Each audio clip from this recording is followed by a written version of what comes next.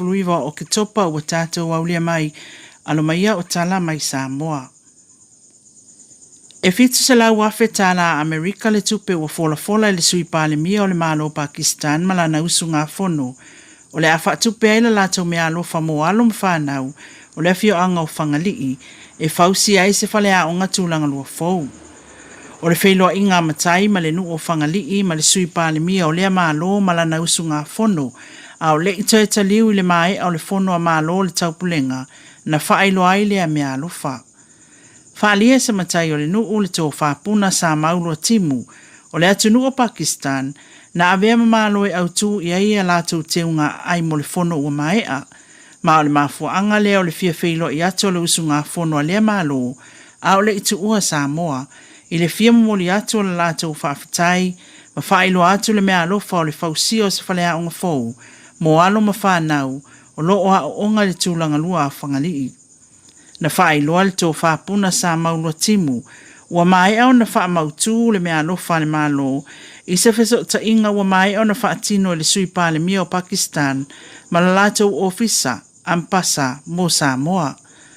O Pakistan na langolangoina le malo Samoa lo na toi ulufale, e avea masui o le malo taupulenga le masina o me, o le tausanga e lua afe ma le wha. Ai o le tausanga e afe iwa se lau walu tolu, na wha mautua iso o tanga wha avao malo Pakistan ma le malo Samoa. O le whailoa inga le sui pale mia o lea malo o lo na whaletua, ma le usu ngā fono ma le fio anga o whangali i e pei o na wha ailoa e le tō whapuna sa mau, sa awai ma le minsta o tina matama i tai, a tina e o a fio anga ma anga fiso tai, le a fio ngā mulipola ana rosa a le moli o. Ma le ofisa sili o lea matanga luenga, alu tātou malo. Inisi o tala ua amata i le aso ana nafi, leo singa whianga inga le malo o Campia, ma le fio anga wa whenga, e pei o na saunoa i Elementstar o le vai fafo le atunuu, ina ua whilo i atu le fio anga wa whenga. E le i whaatamala fo i le fio anga wa whenga, i le whaatalinga o le au malanga, i le mai ai o le fontanga malo le taupulenga, le ana tali malo ai Samoa i le vai aso na te anei.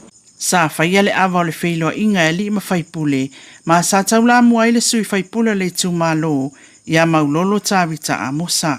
Sa ia whailoa e langolango e a whenga mea umalava po o a fofuanga le malo, mo le manuia o le atunu, e tali sa paia e a whenga. O lo manino, e le ia isa tāle sanga le fio anga na tu ina atu le au malanga o Campia, e a whia ila lātou nuu, a na tu ulava i le whaitali o sui o le au malanga. Ua tā ua foi e silia ma le tolus fulu afel se leni na whaaluina e le fio anga i a lātou tāpenanga e au fia e le fausia o whaleo o mpau pau ma le tele o vaenga e whailoa i sui o lea malo mea sa whaonga e Samoa i aso ana mua e wheoa i ai. Na whailoa le fia o lea au malanga ina wasa asa Elementstar o le vai fafo ma i lea tunu i le whaafia ngā lea fio anga o whenga. O le tasi leo i tūtā ua o le neifonitanga, e peo na saunoa i eile tamaita i pāle mia o Samoa, le fionga fia mena o mi mata afa, se i afi fio mai atunu o le taupulenga, e sila i le soifuanga o Samoa, a o se sao telefo i lea o lo tātou atunu i le ati na e o tangata tā whao mai moa mai Samoa, e peo na whaatepa i le tō whamaulolo tā vita, le au malanga Campia, i le fale sa soifua maola e ai Samoa, i lo tātou atunuu, e ala lea i le talia ina o lea au malanga, i fale o i tawhaala o lea fio anga. E se fuluafe tā la le tino i tupe na fua i Elementstar malana au malanga, mo lea fio anga o whenga. Ua mai ama le manuia le fonutanga ta ita i o malo le taupulenga, sa tali malo ai Samoa i le vai aso na mawai nei. Ai le whaatale noanga le TV tasi ma le komisina o leo, le tō wha ua aulongo i tino Filipo, na ia momoli ai le whaafitai le sauwha i ngā li im whaipule o fio angata i tasi, ai maise o le atunu o atoa, i le lango i le afo i wha moe. E le ngata i lea, ai na momoli fo i wha malo i a li imatama i ta i leo, na malanga mai i le Pasifika, i le tu mai o lo lātou tau au, e feso soani le whaatinonga o le ngā luenga. Na whaalia e awa pa au o le taninga māloa Samoa mo le fonitanga i le vaiaso na mawai nei o le pine wha maulea o le mawhai e Samoa na tani mālo i so se fonitanga wha avao mālo i le lumanai. Ma o sianganga wha ngai tia na wha leo e le komisina. Wa matatoe fo isi leo na malanga mai e peo New Zealand matonga, ai oisi, o le amalanga il fai unga o le vai aso, ma o lo uto la wapipele no fuanga o leo I ta fai ngata. Na whaalia fo I au, o le tau tinonga nisi na malanga mai, watu mati e Samoa o na o le mawhaio na tani malo, ma o le afuanga o le unga manuia o le fontanga, o na o le langolango sua tangata uma. Ele ia se whala lawe ntula I mai vai aso ni te anei, a o tani malo ai le atunuu. O le aso tolu o iuni o le tausanga le nei, na te tala ai talo sanga mai atunu o le Pasifika, ua ioe le se ia le malo Australia, e whaamatu mai ei visa e malanga atua I manofo mau I le atunuu. E tolu afe awanoa ua whaamatu mai e le malo Australia, I lalo lea visa whaapitoa ua ta ua o le Pacific Engagement Visa. E le ia waisa mo le vaenga mo le por kalame, o na iei vaenga o le por kalame o lo ilo e le malo, ma o lo talia foi, pe awai pe le ai. I le wheloa inga ofisa whaasalalau ma le minsta o le vaifafo Australia o Penny Wong, sa whasiningi ai po watu se talia sa mo e whaatau I lea por kalame, ai pe o iai se fofuanga le malo Australia, e una iai sa mo ina ia awai le por kalame. Ai na tali tamai tai minsta, o ro ta atia pea I le malo Samoa, e whaila lātou whaai unga e whaatau I lea mata upu, ma e le whaamalo sia fo I le malo Australia, le malo Samoa I mata upu whapenei.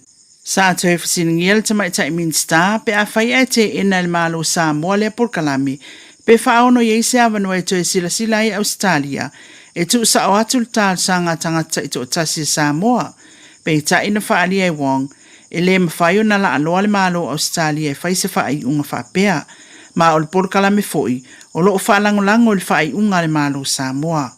O le sei le malo Australia, e taitutu salava ma le sei le malo New Zealand, ma o lo iai foi ai inga e tau ana whaamaliaina. O le ulua I taimile nei ua whai ai le malo Australia le nei visa whapitoa, ma e 5 tausanga o le awha anga solo ai. Ma le tala muli, ua whae e atu e le awhio anga o maangiangi le swafatu I atanga, I le presidente o le atunu o Sierra Leone, o se whaaloalo I le aveai o le atunu o maatunu, sa wha autu I le tali malo ma le teunga ai le fio anga o maangiangi. Sa whangai tia le presidente o le atunu o le whaaloalo, ma ia tā uai, o le aia whaailoa I tangata o lo na atunu pe ato e taliu le malanga, o maangiangi le isi a inga o Sierra Leone. Sa whaiale aia vātina na tu ina atuai mea alofa pe o mea taulima, ma isi o loa Samoa. Aile I whaatamala fo il presidente lana tali atu, I se tautusi mo le fio anga. O Sierra Leone, o se atunu ule tu I saute sisifo Afrika, ma e silia le 8 miliona le awhai o tangata, e na nofo ai, o le nofo inga la lato presidente ya tu ya tanga Julius, na amata mai, I le lua afes fulmalvalu. Talaia mo le asolua, tātou wheiloa I tai au le alofo le atua, tō whāseifua. Ua na o le Radio Samoa, se furulima iwa toru a mo, e tautuaina o e ilangungana, fitu aso le vai aso.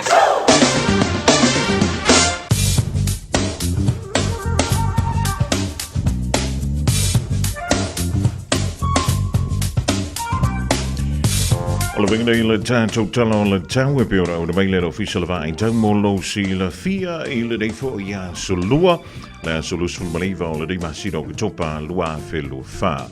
O le official vai tau le soe a wawa mai o yeina I wanga I tolu va soloi fa soloatu ina palasi mai timunga I le fia na nei mai o no mamafa I nisi o no fuanga. O savilia ngi mai le tu I mātu I se sifo e feo lolo le malosi I nisi o taimi. O le mawhanwhano au kilani le soe lua se fulu tasi tikeri o le malu I le poana nei. Se fulu ma le tasi tikeri e ngoto le la I le tue vanu miru tele tulai vanu I le poana nei. O le vinga mala so an tai au e o soane le la I le sfulu fitu miru te te ai leono I le tai au. E ono yeina iuanga ia mai feo lolo le tolu mai I taimi o le tai au e ono yei foi manai whai titili an toa ai ma le timu aisa e kilia mai taimi o le awoli a tai au. Feo lono langi mai o savili I le asoa tai au I le tu I sisifo. Tulanga nai pio le yei winga o le tau ia e le nganta mo I tantou lawai e le so.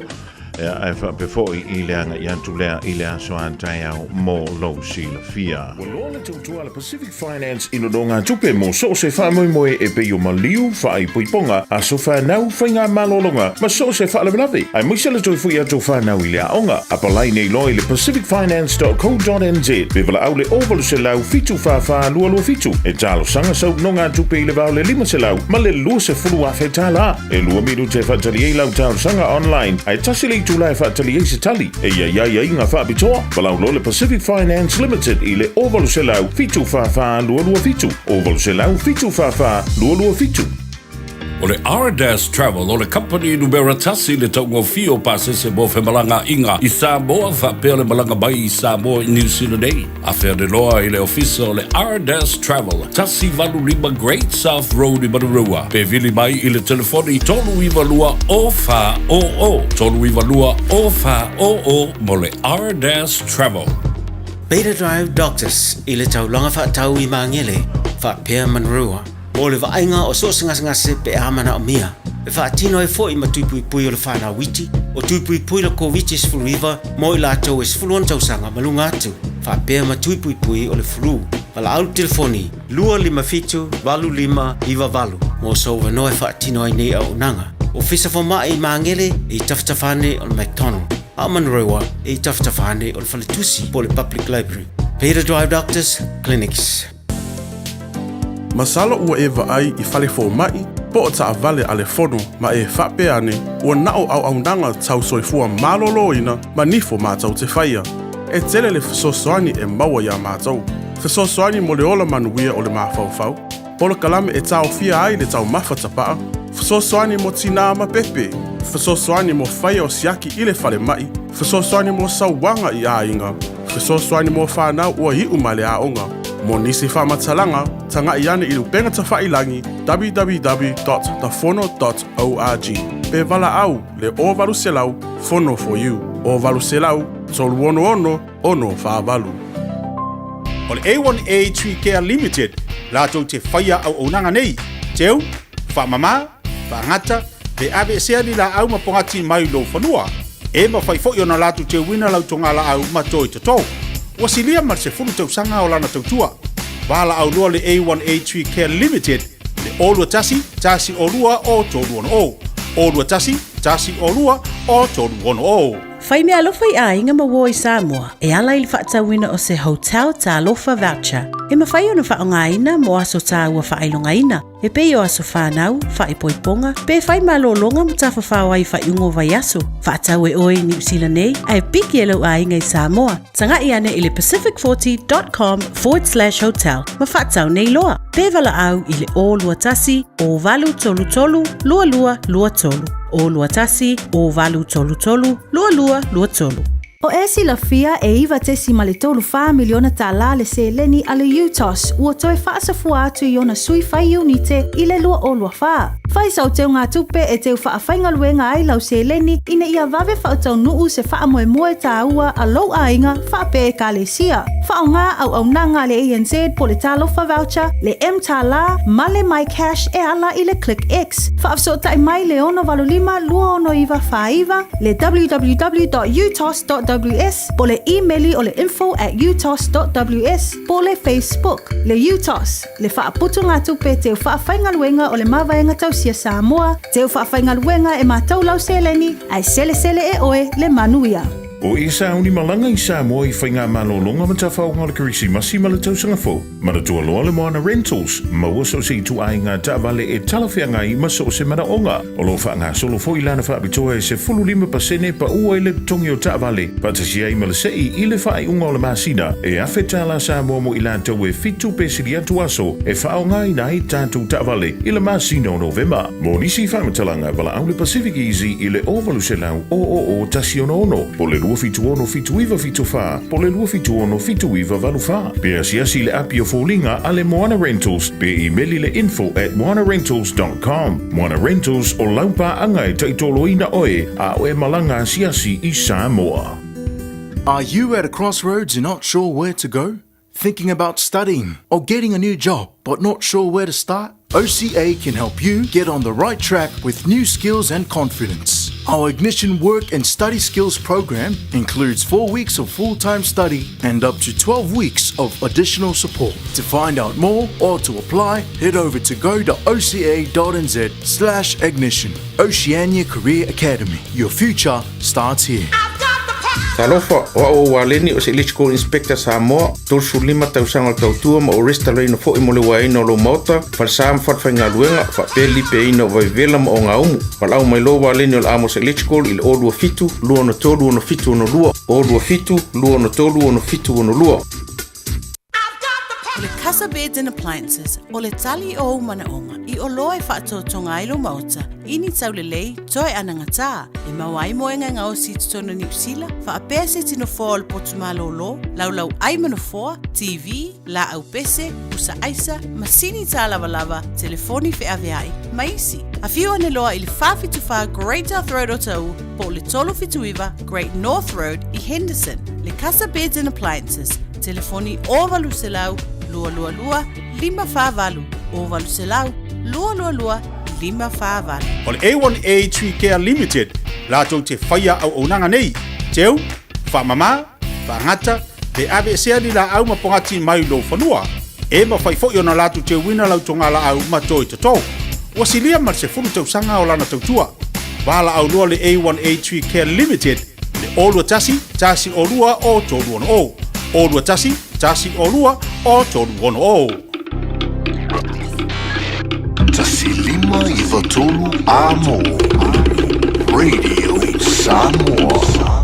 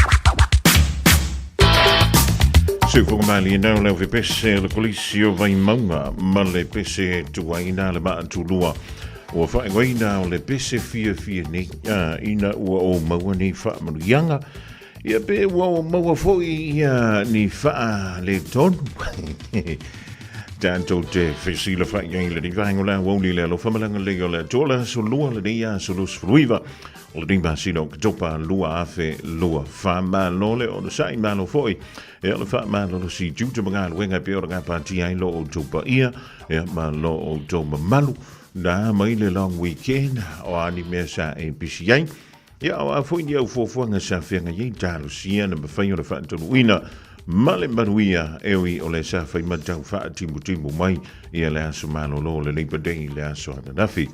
E fa malo anto le vtrenga ia te tia pe o le yele tumba tanga mai le down ali la. Se eu le me foi stimulate ma anto le tanto fa te sei le to o no fonga moa. E po so manu se le le July fa ile afia fiana nei. Fa si pisio le fa malo via so na se ma vai anto nei ni si foi o fuanga. Ja, mi sila vata longa le whanau e pe ora awai atu fo iai. Ja, e wha ma loa tu ai fo I whanau. O le se ta alui ta longa le whai ngala via so le se ima vai atu nei. Ja, e langan te leo le a fo I. O le lango a mātua. Ma lo ia te utou mātua. Ioi, o tātou ia so lai sea mo sea vano fo I lele. Ja, tātou te wai I ta longa fo I e mau atu mātua e lango. Ja, e amu ia nei whanau le nei vainta. Ia e avile le ia solivio nei mātua. Pe a le talawhianga I lea mga luenga o loo a ngai atu iai. Ia o le tūlangana I pi o le iai au te loa o naua umana e mata ia mau tātou. Ia ma whaani fu iei so whirangano I tālonga o le whai ngola viaso whaisi tele o tālonga e pei o le whaanga solo o le whai ngola viaso na se ima vai atu nei. Ia e le nganta I le sa ilinga Champini I le tamalasanga o le NPC Lena toi solo a so lai lava le liona mai Wellington ia po Wellington Lions male Champini ina ua malolo ai le awa Bay of Plenty ina ua wha popo ai o le afa murimuti a o le ai toi wha popo le teimi ia masa ili ei loa ia le nema wai le lan tuksala ma manu malo ai e luas fulu male tolu ile lua se fu malo ali I Wellington wai antu le lua le malo sa veali ile aso tona makwa makaukia ia fa antalo fa antoia toto umole ma futo mai na le la mo Wellington Antonio intele yo soy lunga le pasifo le tapo ingole au le ning sang ia benta wana wata wene ma lo ia toto le tapo ai ia ma no fo il fa ma no losi ole Telo talonga fai ngola vea so epi o na iai ia le talonga le Olympic Olympic talonga le Olympic mai Japan ia tang bana ia mana ia la ma tanga le talonga nga ku kwa le luarua ko le kodu foi le kia le Olympic ia fa belo mai Japan o ile ila e se ale lima sfuluminu te mo e se foi le kia le usa le Olympic ile time Ele levanto nei no fai tau antu lunga I le afo, I le One News. O lo sa wai se tala, I le matau tia. O le, tau mawhai ngā se tasi wano le tātu. Tro le alo e whaasino I le whianga ia le manu se mustiti, stasi foi, tō manu o le manu sa mo I tau sanga umawai. Lo nalo ia wale se titi. O lea ua sa no mai ai ia le whaia o ngalango lango. A le olo peleki ia Jason Ryan. O lo ia whai ai se whaupunga e whapea, o le sunga ia wala sitich, o lo ia ila vanoa, I le whaupunga wha Britannia, the sky is the limit. O lo na winga, ia o lo wau tila fui le lunga ia o le la, ia mo na tuatu, ia o le tulangana o lo ia ila vanoa e mawhaiona o ia ila tau mawhainga a lea alo o le tātu tunu.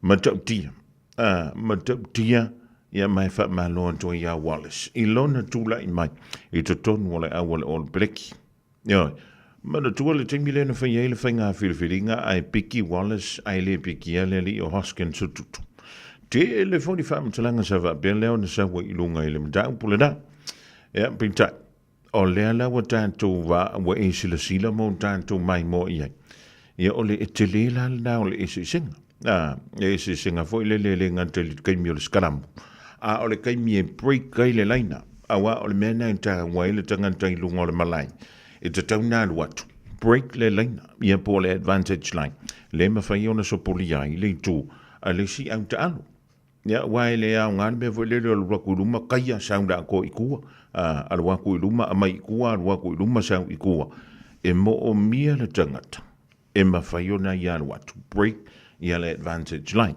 ia o le tūlanga lada e piri e le tamu whainga ala ni fo ia no le tātou turung mai e whai mai le tala ale whai au ngalangolango le olpereki ua avea nei wala se titi ma se tasi o tamata alo o le wa amatana te pataula iai nisi i to tonu le olpereki nisi o tama ta alo ma kua makau ki ale whainga ale alo le tātou turung wha malo tuai i le whianga iane man i pe fo i le whalatua ona o le awina atu leo walo ma whanau i ala tu talo ioi o le tūlanga le nai mau pe a whai e tino u mātua e ave tamaiti i ta longa e le aso na isi sim ma le awina atu na ia tātou walo ma whanau i le aonga ioi uma mai le aonga ia toi alu antu o en toi whai antu iai ia sa koe alu i e koe whaile mea lea ma koe wha le lei mai le kūlanga lea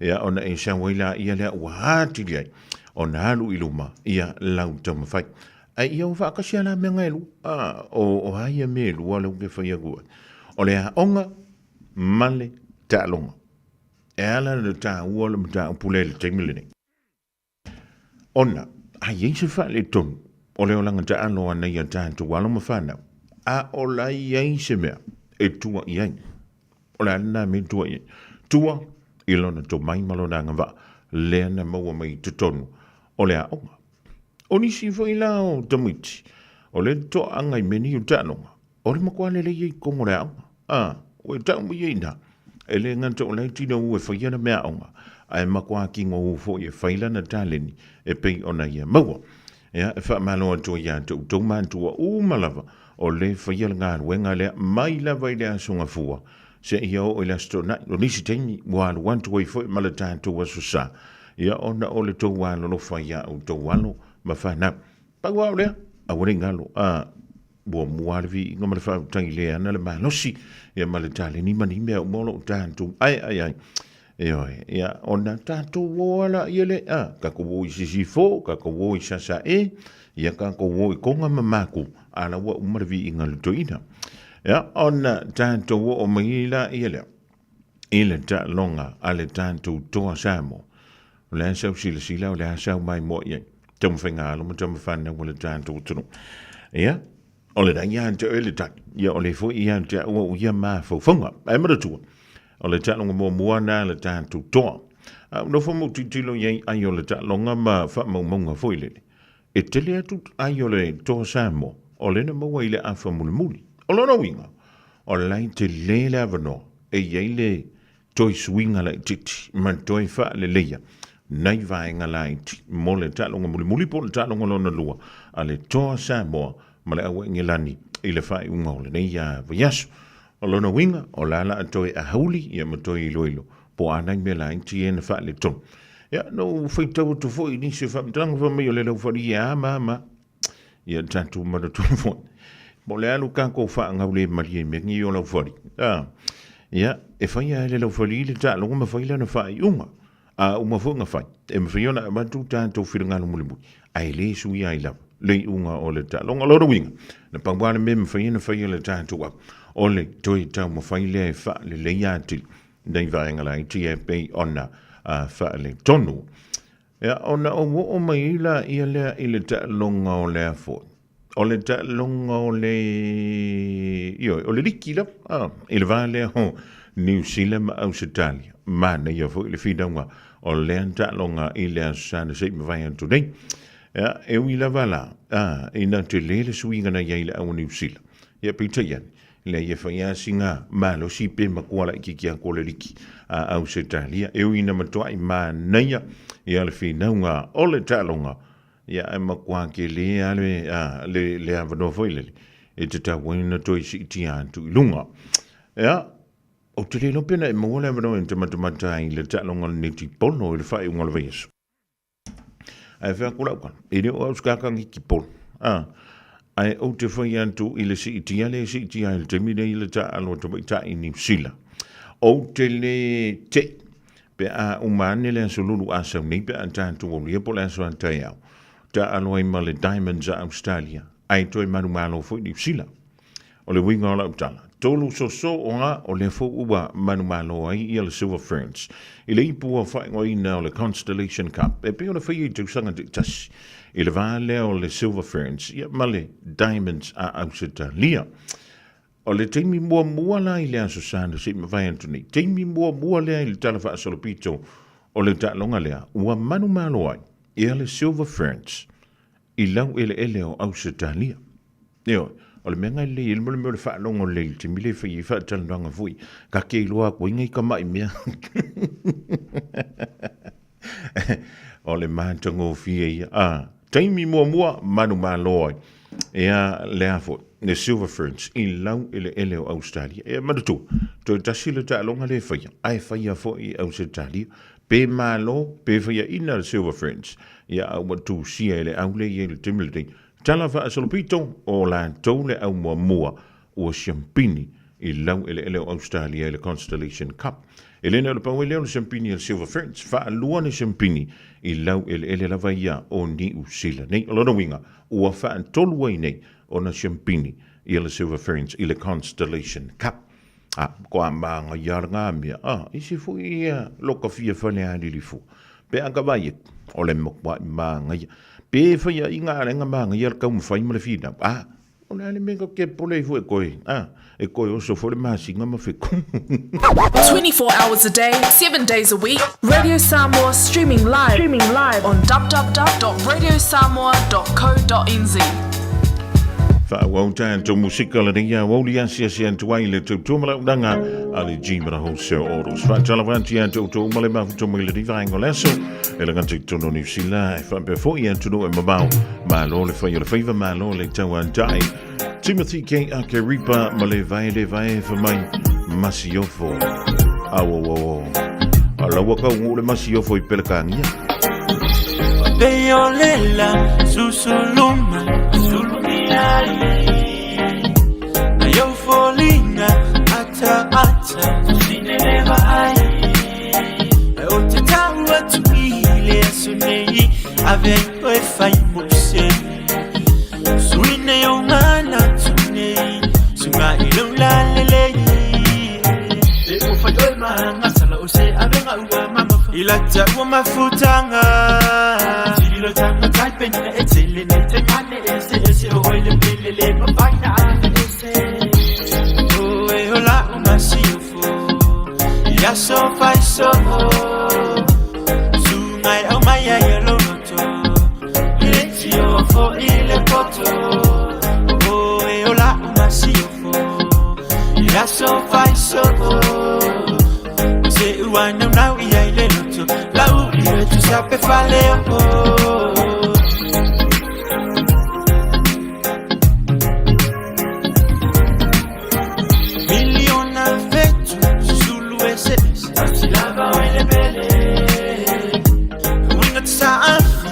Pero se tu vai jana materia Bella ngona pe fatu kuma ia so mo bona ulo no sa ma fa atali tali se uma lima ya oyo la umani lo ma amora oyo wa umai yo ulangona eito foto fongo mane mo fa au so songa lo to yo mana o to to te fai mo e to be fai na ta e fai go fina o yo Ya so fai so Sungai au maya yelo noto Ileti o fo ile poto O e ola umasiofo Ya so fai so Se uana unau ia ile noto Lau ile tu sape fale o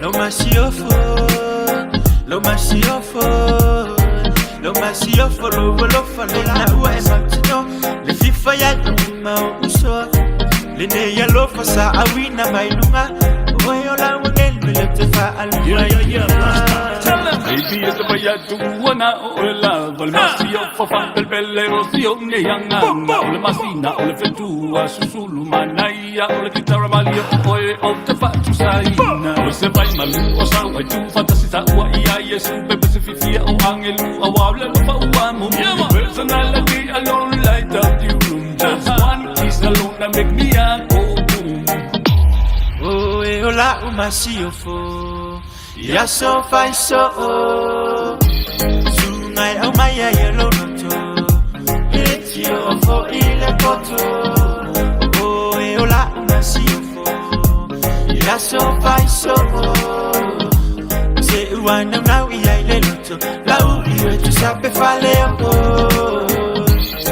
lo masio fo lo masio fo lo masio fo lo fale na u e matino le fifa ya ma uso le ne ya lo fa sa awina mailunga o yo la ngelu le te fa aluaina O le Ardas Travel, o le company numero tasi le taungo fio pasese mo Whemalanga inga i Samoa whapea le malanga bai i Samoa i New Zealand ei. A whea de loa i le ofisa o le Ardas Travel, tasi valu lima Great South Road i Marurua. Pe vili mai i le telefoni tolu i valua o wha o o. Tolu i valua o wha o o mo le Ardas Travel. O e mo o mia se ni fu auro poni ni fu whapipi. E mawhai ona fisosoani atu le Chapel Park Dental ini tau tala whia ngai. Te le awala e mawhai ei ona tutongi le whainga o uoloa. Ta Lia Wins Quotes. Wala au mai loa le o valu se lau, whātolu fitu, ono whālima, o valu se lau, whātolu fitu, ono whālima, mo sau appointment. Pea whia mai i le tasi wha o Chapel Park Road i Flatbush. E tuai ona tāpuni asu ta i tasi wha pel wha iunga o le vai aso. Tanga i ane i le chapelparkdental.co.nz.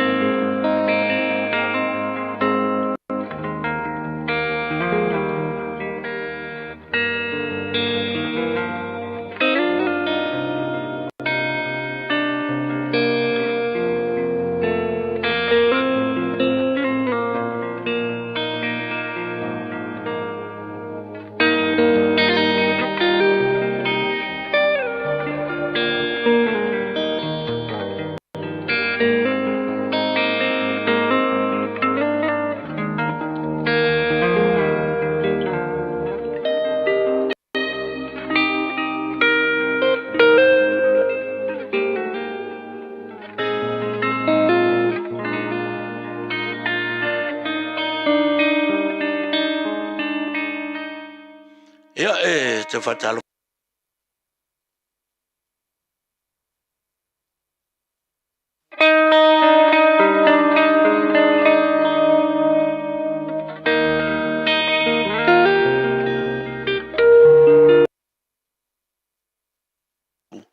Aon fai pos funu mar valu, fa pelon fai tawina.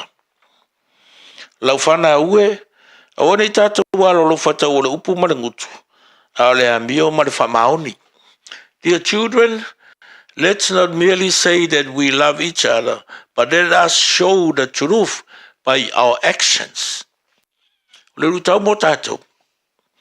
Ole tau o ngā luenga lelek. Ole tau o ngā luenga lelek. O lupu le whapertania o le alofa.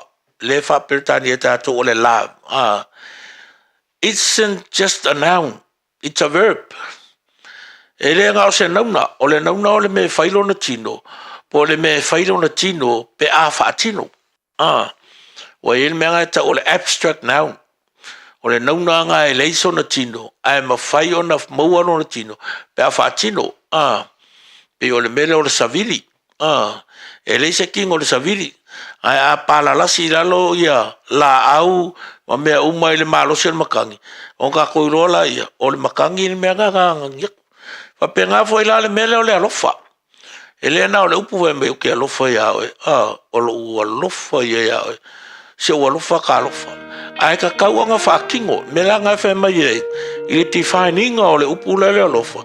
It's not just a noun, but it is a verb as well. Lea la tau tala la apostolo Ioane, ia tātou ma whai mai ea, tā ua ngā luenga lelei, aua na o le fia e whaalele, fia e whaamatala, sau noa ye, ia whaatino le moni o le upu. O le nui taula ne nā mo oe ma tātou, e iai le tā ua o ngā luenga lelei, e whaafeo na moni, e iai le tā ua, ina ua whaatino. Ia vea mo lui tau ia te o le nei aso. Ia, o le nei fwoi tū la. Ia po la o nanga iso se vai ngo e ngalue. E le na o le upu mana ngutu. Ai o lea, o le whaatino ina. O le upu o lo tātou tau tala e. Mo ria mai le atua e lau whaafunganga. E mai se le whenga i pēr matiu te mawhaiwa. O no le soafo Yesu. Mene. Te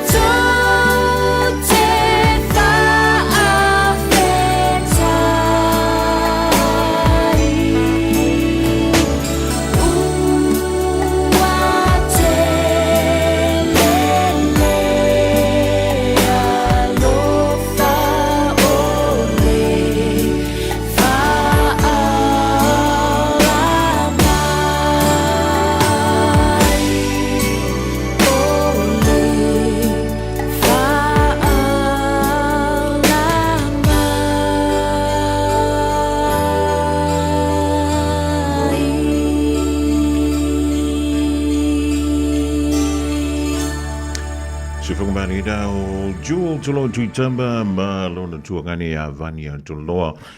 Ma le pese na ua whaingoina ua telele alo whain te walunga anto aile polo kalame o le lo i tau mo i tātou le ni fo i vaenga lea. Wauli e mole anto lenga ngā whaaputai e le sunga i a pasta Rolani Leonta mo le tātou polo kalame e peone whaafunga mai ieima e mai mo mai iei le ni fo i vaenga lea so o le atua mose si ona whaapuponga i le teimi masani e le a wauli a tai au. O le mana iei o le whaamtalanga le na ta whaalongo tu iendi. E mo ia o le wha mai la le ting, i la le anga. Ia, ai whetau le ia mo la le ting no fo, le winga o le tala. E le ngā le folfola, folfola is, whamarikana le siro makua, is nothing come back. O longa wing. E le ngā le folfola a ia i masina whaatinonga. E le whaapunga tātou fui le masa, ni ona whai toi vivi ia le tuli o na ia, onga vai, ia po onga kuria. Ioi, ia atonu o le vai tauna nei ma le teknolosi leo tātou iei. Wakau ke le kampranga, a le vai mai, ia awane ina au au folanga. Ia a kuusenganga fui le laka maia, toa mai. Awange inga o le wha kele sa vidi, kau se fele sa vidi o le manu lu mai sa vili le ngai vai kau. Kau whawhio lolo minia ka ko action. Kau whawhio lolo minia tātou ngai o inga e whai. Kau se whea sa vidi wha mole a makua ma lili a o le kele o le kai. I le kele o le au wha kele sa vidi re i ei le nei vai ta. E nau na ta tia tu lava yo au tafa e pule a skafunge i le la o lona sa. Ai a sau mai tawali sa moa i nei New Zealand ma tunu ui fafu.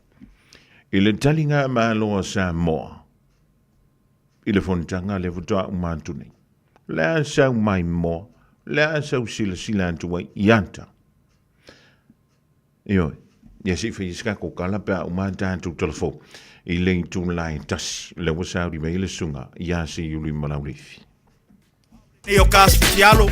When I'm not having my 2-minute noodles, I'm listening into Francis on Radio Samoa. Mga yellow kipi CD.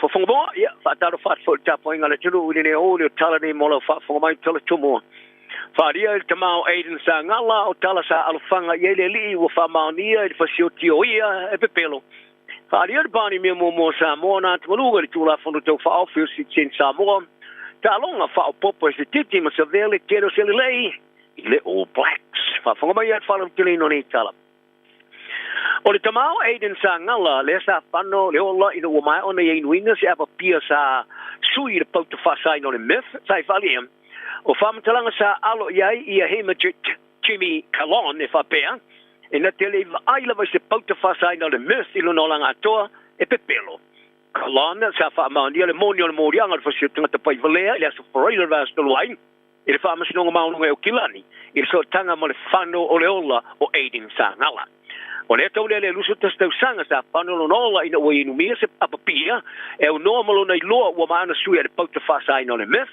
sa ave fua ia e Kalon le la te ngā lue fatasi ia mating o le apapia o tu sia i tua le ngore hani bea mai le ano no i o pusapia sa fa fale mai ni sila sa teu se no fanga te ulo e manukau o le whano le ola sa ngala sa ari mataita ina ile o leo ile no fanga te ulo e manukau Malato mawaisi nga yo inga fasto li tara fono fato ingo fuala u fasaina. E fai tau miliona ma miliona tala. Ile atu sa fa mtu ina ele o tu tonu ole no fuanga. Sa va ia fa tu muri e pai lake o papia. Sa fa u fale mai e vena fa ali ai ele o sa fa ia fa valea i tangata. O le tele o papia moi. A e ia papia o mai ona suia e pot fasaina. Lea ia mala papia sa inu ina sa ngala. E au fiai ma le fa la yo aisa papai o fa tu muri ai ni pakeke masala la solo lungo le floor le no fanga mamba wai le leo de si ma le feature la kiro kalamba le pauta fasa ina mai apapia sa fa foringo apapia moi e tu sa ma le vans full miliona ta la pa fa to wina o le rio lo ta fier fa ilo le ngoa wa mai ala mona e te kino le fa ul falina mai o le fai to wafe ma fe apapia fa te sei ma fango su le niu ma kombucha o le tele ni fango o lo ye pauta fasa ina o le mes ai po fuala au ngorsia le mes le emphatren ai sa longa Kalon ile leo le temi sa fa tale tele rai ele va ai mo le mes ile no langa toa e ulava ona tulanga lima sa ma welungo masini tono o le no fuanga pa pe ma pakeke ko ki lima ma pepa ila sa ia fa to wina e ola fo ile at video ma CCTV ta va ai o ia la o ia pusa op papia lan moana tono le no fuanga au tau fa ola ia sa ngala fa mai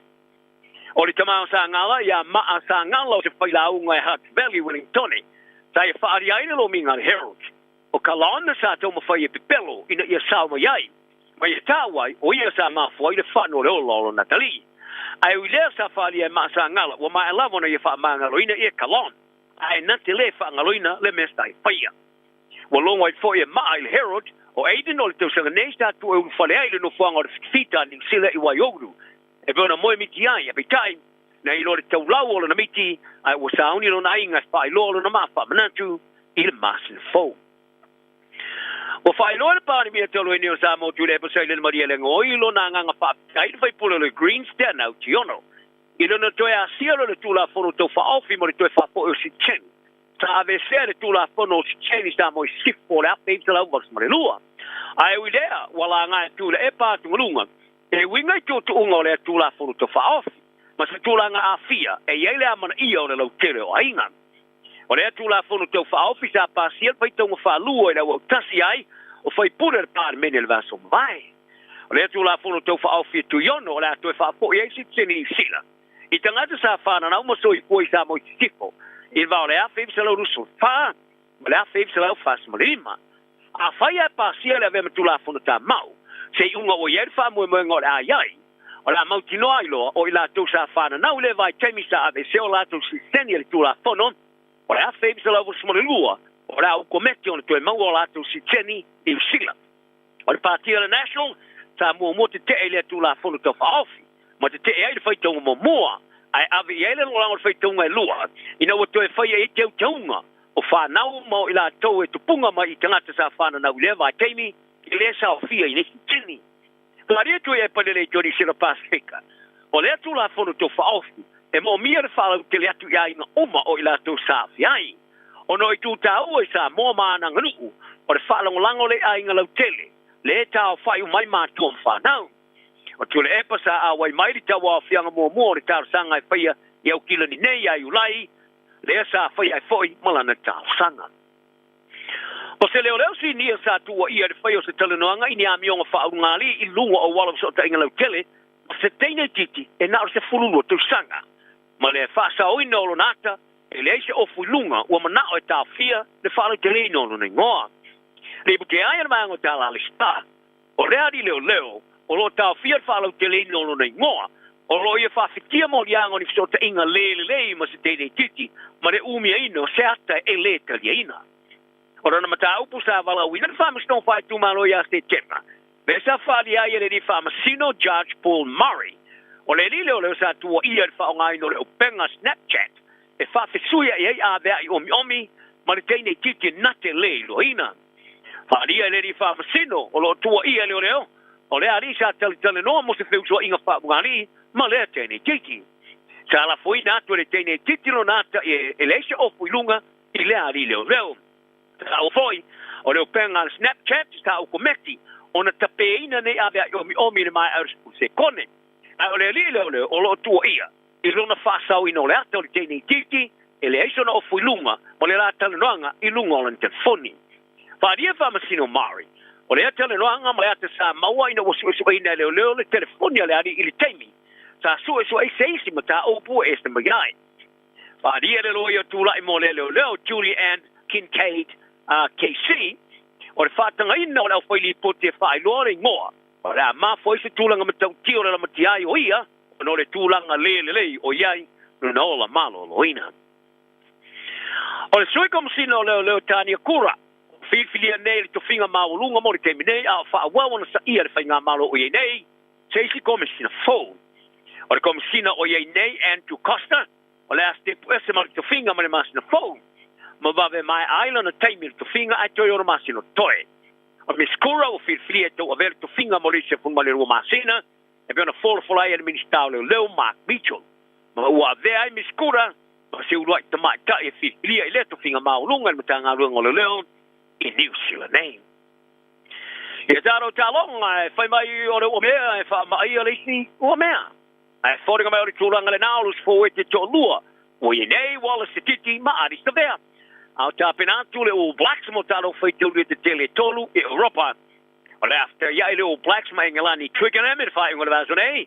Ai re whitau i ma Ialani Dublin, so a doi ma Ferrani Paris, ma wha mai ai le latu malanga ta amilo i ta alonga ma Italia i Turin. O sa vea o le iso le tō sima le tasi o le All Blacks, ta vave malanga Englani ma Japani tāpena penai. Ai o sa titi o le iso sulu le mata ino lan ta alo, I se ta alo le sa ye o le All Blacks, I le ta alonga sa manu malo ia Japani il whai ngana vaso. Ai o lea tō lua e vā bala tele la maftanga I tōlo wapinga. Ia se titi sa vave telo na aru wa elo na lelei, ini se ta alo mata ina, I le tausanga nei. O le whai a ongarang o le All Blacks Jason Ryan, sa I whalia. O le Lucifer we tele Chiefs, ta mata ina tele ta alo, mai tele nau lona lelei o lo iai. Mai e ta uai. Sa mai tuina e whai a onga le All Blacks, ia se titi I le onga tono le tamara sanga o Parakapi. Me sa I lo tere fo I lau Rakapi a New Zealand I lalo lusu tau sanga, I le teimi lava te moa I ma le polo. Ai o se senga moni le talo se titi, o le mata ina telo lan ta alo pui ma le poe. Ma o le lei tele le ngā rue fata se msavea, ma isi los foweti. E tele tonu I Ryan, o sele se titi, e le tau I le tō anga inga lue, ma le nau e a o ina le sona, ma isi tamata alo. O le tamafusu fiti lau panga le fellow waitolo tau fia le whalemai se tūranga tinga ina. Ina ua mai ele fusu anga masi tamafusu saina e wha mautu Australia, I se fusu anga sa pa e fiti le so e whai ngā vaso. O Ubaid Hader, sa I loa mua ia Nathan Singh, sa whai ina le tu ioti ia Rungi, zo, I le fusu anga lau panga le fellow wait, I le fusu le IBO Asia Pacific, I le no fuanga le King Charles Park in Nandi. I puti ai li poti falo te fale. O lea tamafusu fiti, sa palasi na wa mai fusuanga, ma awina tu fale mai. Leo lo iai le vaengo sa ngasi tinga ina I lo toka.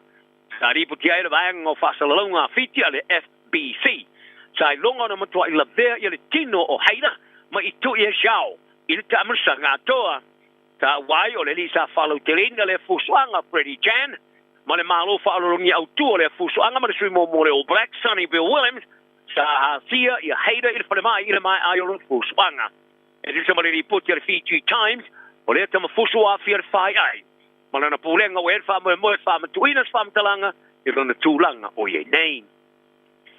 O le tamai taia Caitlin O'Reilly na o lusu tau sanga o Kilani. O ia au siani se tala anga ma se matati o stangata pito selo le televo, sa tini le malafongi o le au o iloai o le Ocean 7 e Hawaii. A me tai, ta ia whaari ai na manga tala le staff. E o mai lama le te minea lo te tonu ai. Ma e tau wau fito a whaarongoina le whaanongona pe atau nu mai au te ro nei. O le lui tau le au i le Oceans 7. O tiro tio le titu se mamalafongi a au le 7 Summit. Le au fiaile a au le o ngā sami le North Channel i Skotelani. Le Molokai Channel i Hawaii. Le English Channel i Britania. Catalina Channel i Amerika. Tsugaru Strait i Japani. Le Strait of Gibraltar i Sepania. Mane Cook Strait i New Zealand.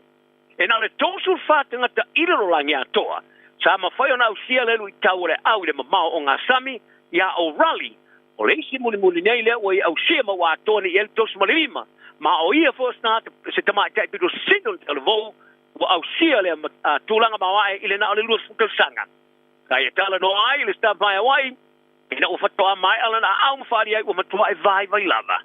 Sa amata le na o le tai au i le toi lua sfulu minu te leo no le so lulu. Ai tau nu i le tini le toi lua minu te le fitu i le tai au le so tofi. O le luinga. E se follow se fu tolu i tu la. Ma se fulu valu minute sa awai. Mana i tele. Tala na le oli. Ia i le lofa ma le fili e mui tata uma. So i fuia.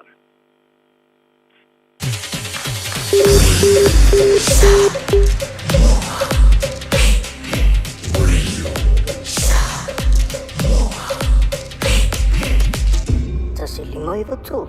Amo.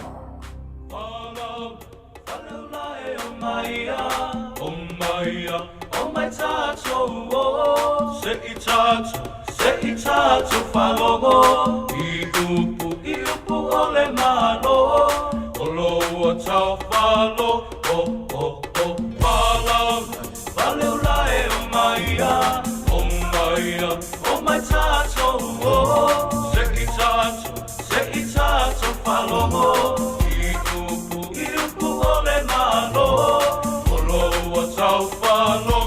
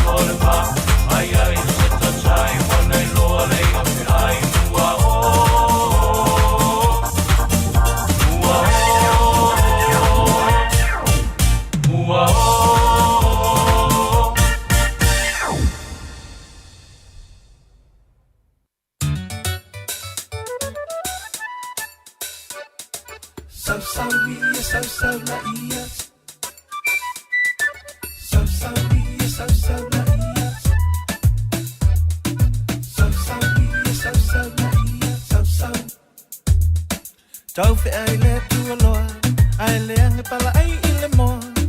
Tama ali le tu whanua ai loi ana fua. Wha pena sa tani, i lona fia poto i le lalolangi. Ao o mai le unga wasunu i le api. Shalalala olia papae, olia mamae, olia papa, olia mamae.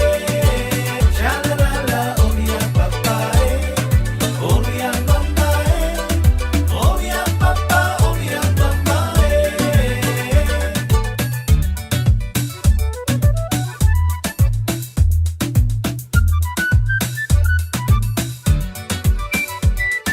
Tau fe ai le tua loa, ai le ange pala ai i le moa. Tama ali le tu whanua ai loi ona fua. Wha pena sa tana, i lona fia poto i le lalolangi.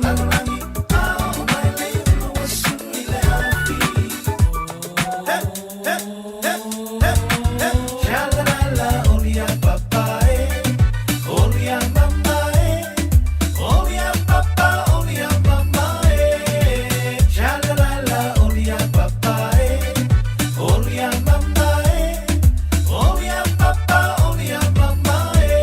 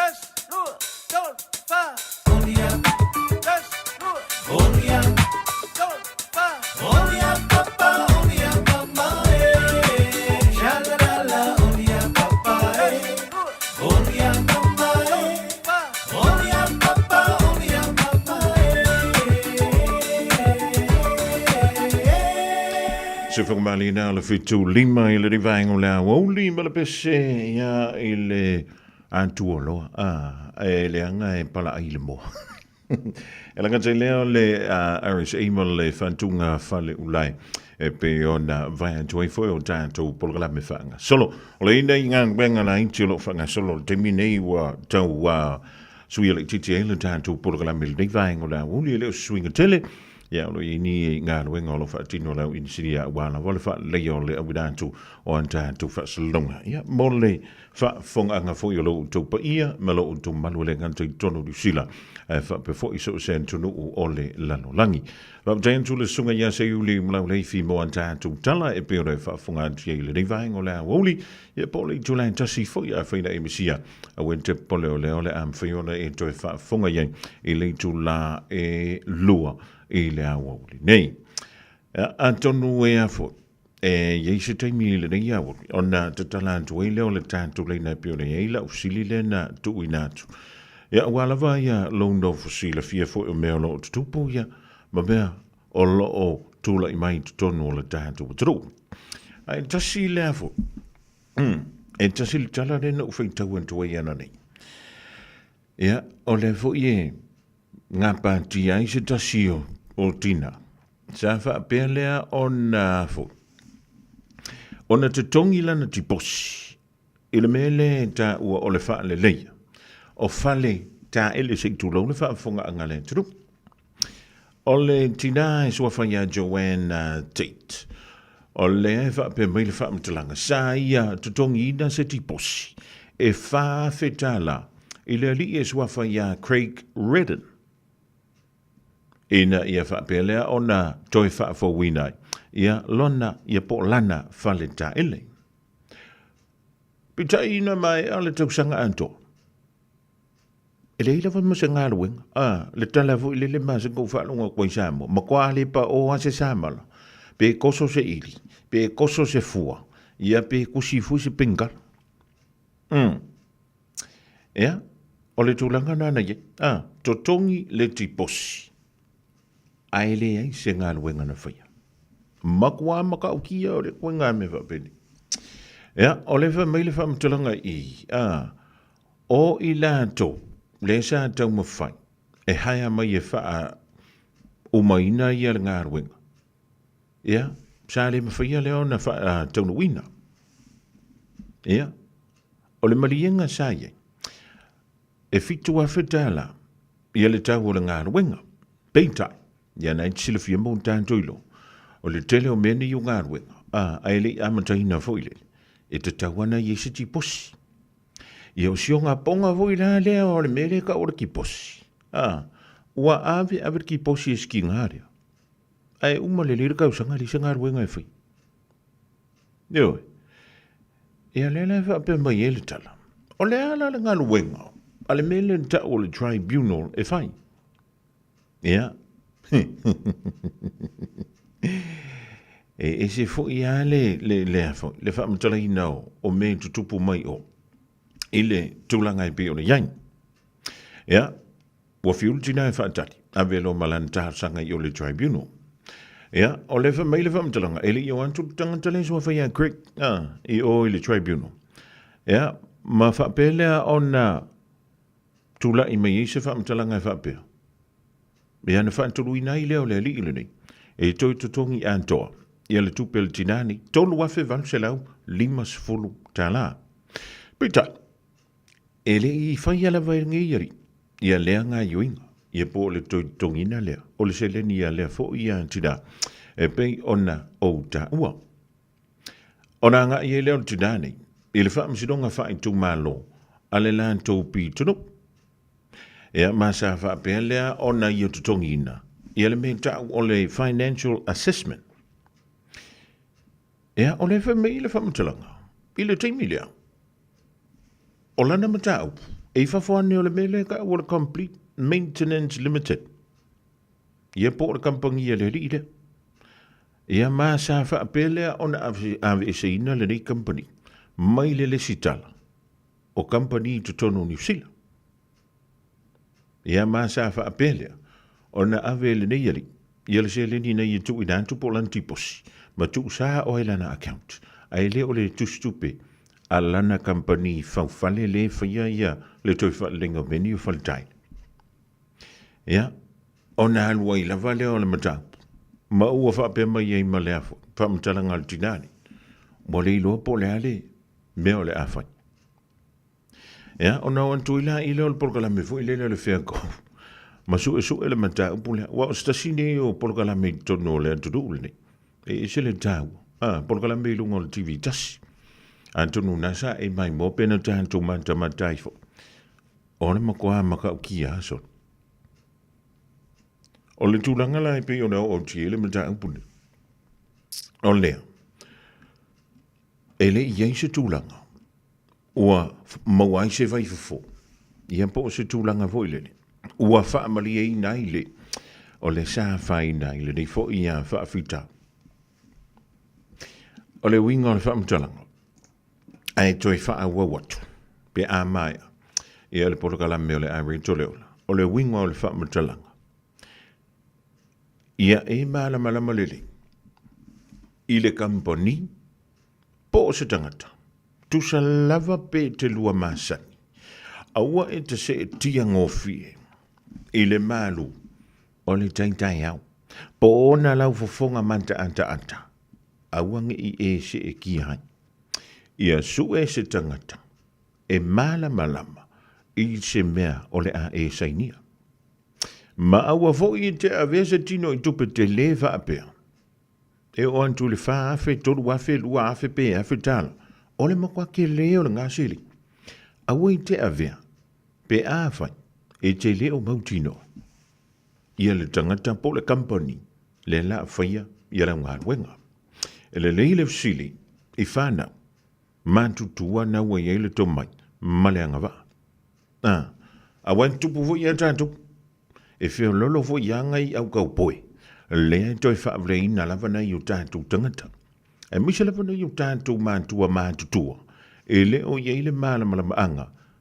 I mō meo la piki e ka whanga rea waria. Ioe, a whaila, o ngai ke whairanga me kangaka mākukua. Ia, o te whaia tu kia te oi po lau pisinisi po lau kampani. E alu aso, ai sau aso. Ia onga e loa e la ia lea.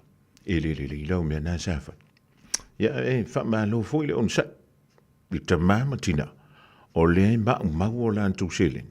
I neito I ngā tangata whapene. I makampangi ma pisi nisi whapene. Radio Samoa. Taslima I Vatolu. Beta Drive Doctors I le taulanga whaatau I mangele whapea manrua. O le vainga o so ngase pe amana o mia. E whaatino e fo I matupui pui o le whana witi. O tupui pui la COVID is flu river. Mo I lātou is fuluan tausanga malunga atu. Whapea matupui pui o le flu.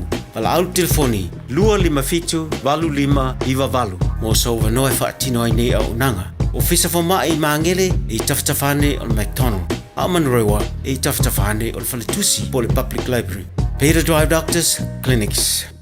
Call the friendly team at Seal Plumbing and Gas for all your plumbing and gas fitting needs. We can install and fix water taps, toilets, water heaters, gas hobs, pipe leaks, water mains, and much more. If money is tight, we can provide wins quotes. Call Fuimaono Mayu Upulusi and Steve on 021-797912. That's 021-797912. Mention this radio ad and we can cut 10% off the first hour's labor charge. Seal Plumbing and Gas.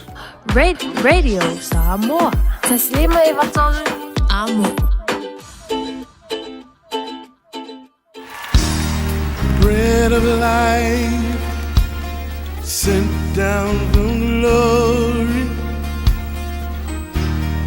Many things you were on earth, a holy king, a carpenter, but you are the living word. Say it now. Come on.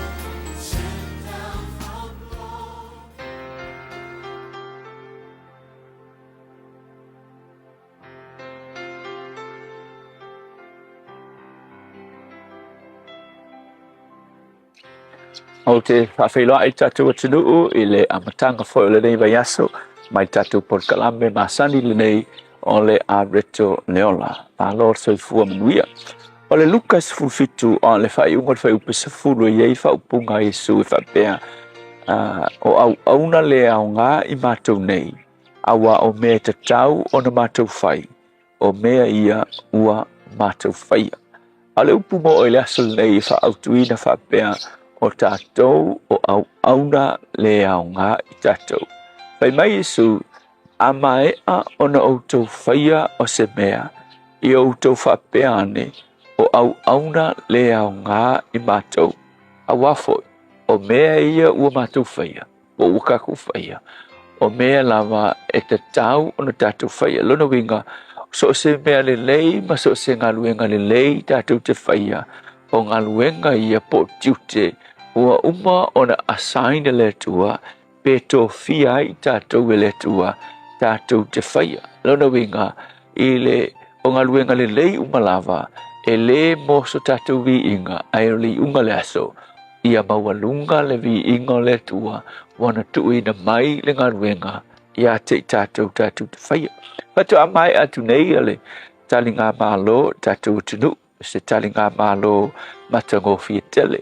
O le tele I o tala le lei ia ma mesa silsila iai ia e winga I mena te tupu I talinga malo ia matala nisi malo na e whaalongo ai I le mana ia tele ta penanga o le atinu uma le matango fio me uma e ui ana ia ina I tala light negatives na e whaalongo iai ai o le mea sili na tāua ia tea e tele atu tala le leina e whaalongo iai ma e sila iai na ilo tala negatives ma mea leanga laiti sa tutupu lona winga e awe te patau la I mea leanga laiti awa so se whaiva iai lava le tala masani so se whaiva lava e le asama le mauinga e so se mea le lei e iai asinga negative ai o le mea tutupu e le nava yaso I tatu talinga malo o le tele o mea mana na ia ai mai se pe whaalongo I tala malo na whai winga le tunu ule nei ma le si o manga o Samoa ma mionga tangata na waia I le vaitau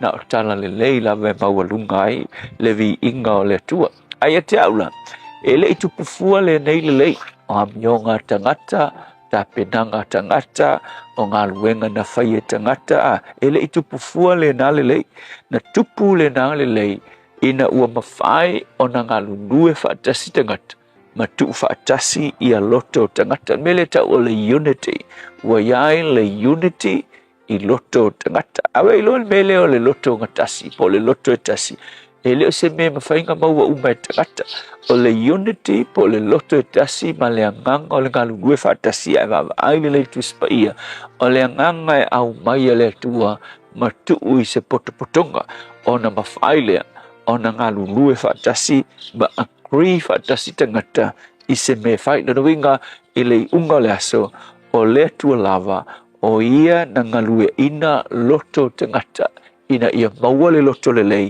o tangata anu umo Samoa e ngā lulue ma whesoasoani ai ia I le taimi o le talinga malo so le sona la wa o mai e leo se vi inga mo se tangata se to dasi wapea wai ia vi ia wai wa mafua inga wapea e leo se vi inga fo i le malo e leo se vi inga se tu malo po se nu ai o le vi inga e fo I lava I le tua awa o visiri ai sea awa fo o mea le lei uma tātou te whaia o lo tātou whaiva whaale au auna lea na tōwhia ai tātou e le tua e whaia ngā luenga le lei uma lava awa fe mai le tala tu spai ele te sa foi e fesolum tau pelu fe pesful fe mai na faia I tātou ele tua ina ia faia ngaluenga le lei malava na to fia ele tua na mua no winga na faia o ele tua ina ia e faia ngaluenga le lei malava so ile ungala o leso tātou te fa pe I folava ele o I tātou a o le tua awa o tātou faia mea e ao o na tātou whai o tātou o au auna le au ngā le tua whawhitai I le effort ma le unity na e au mai e loto tangata Samoa tangata malawa sa iai ala la tu vaenga na play ia I le nei talinga malo o le unga le aso o le vi inga ia fo iatu ia te oe ai le o mātou o au auna whawhitai Yesu Amen.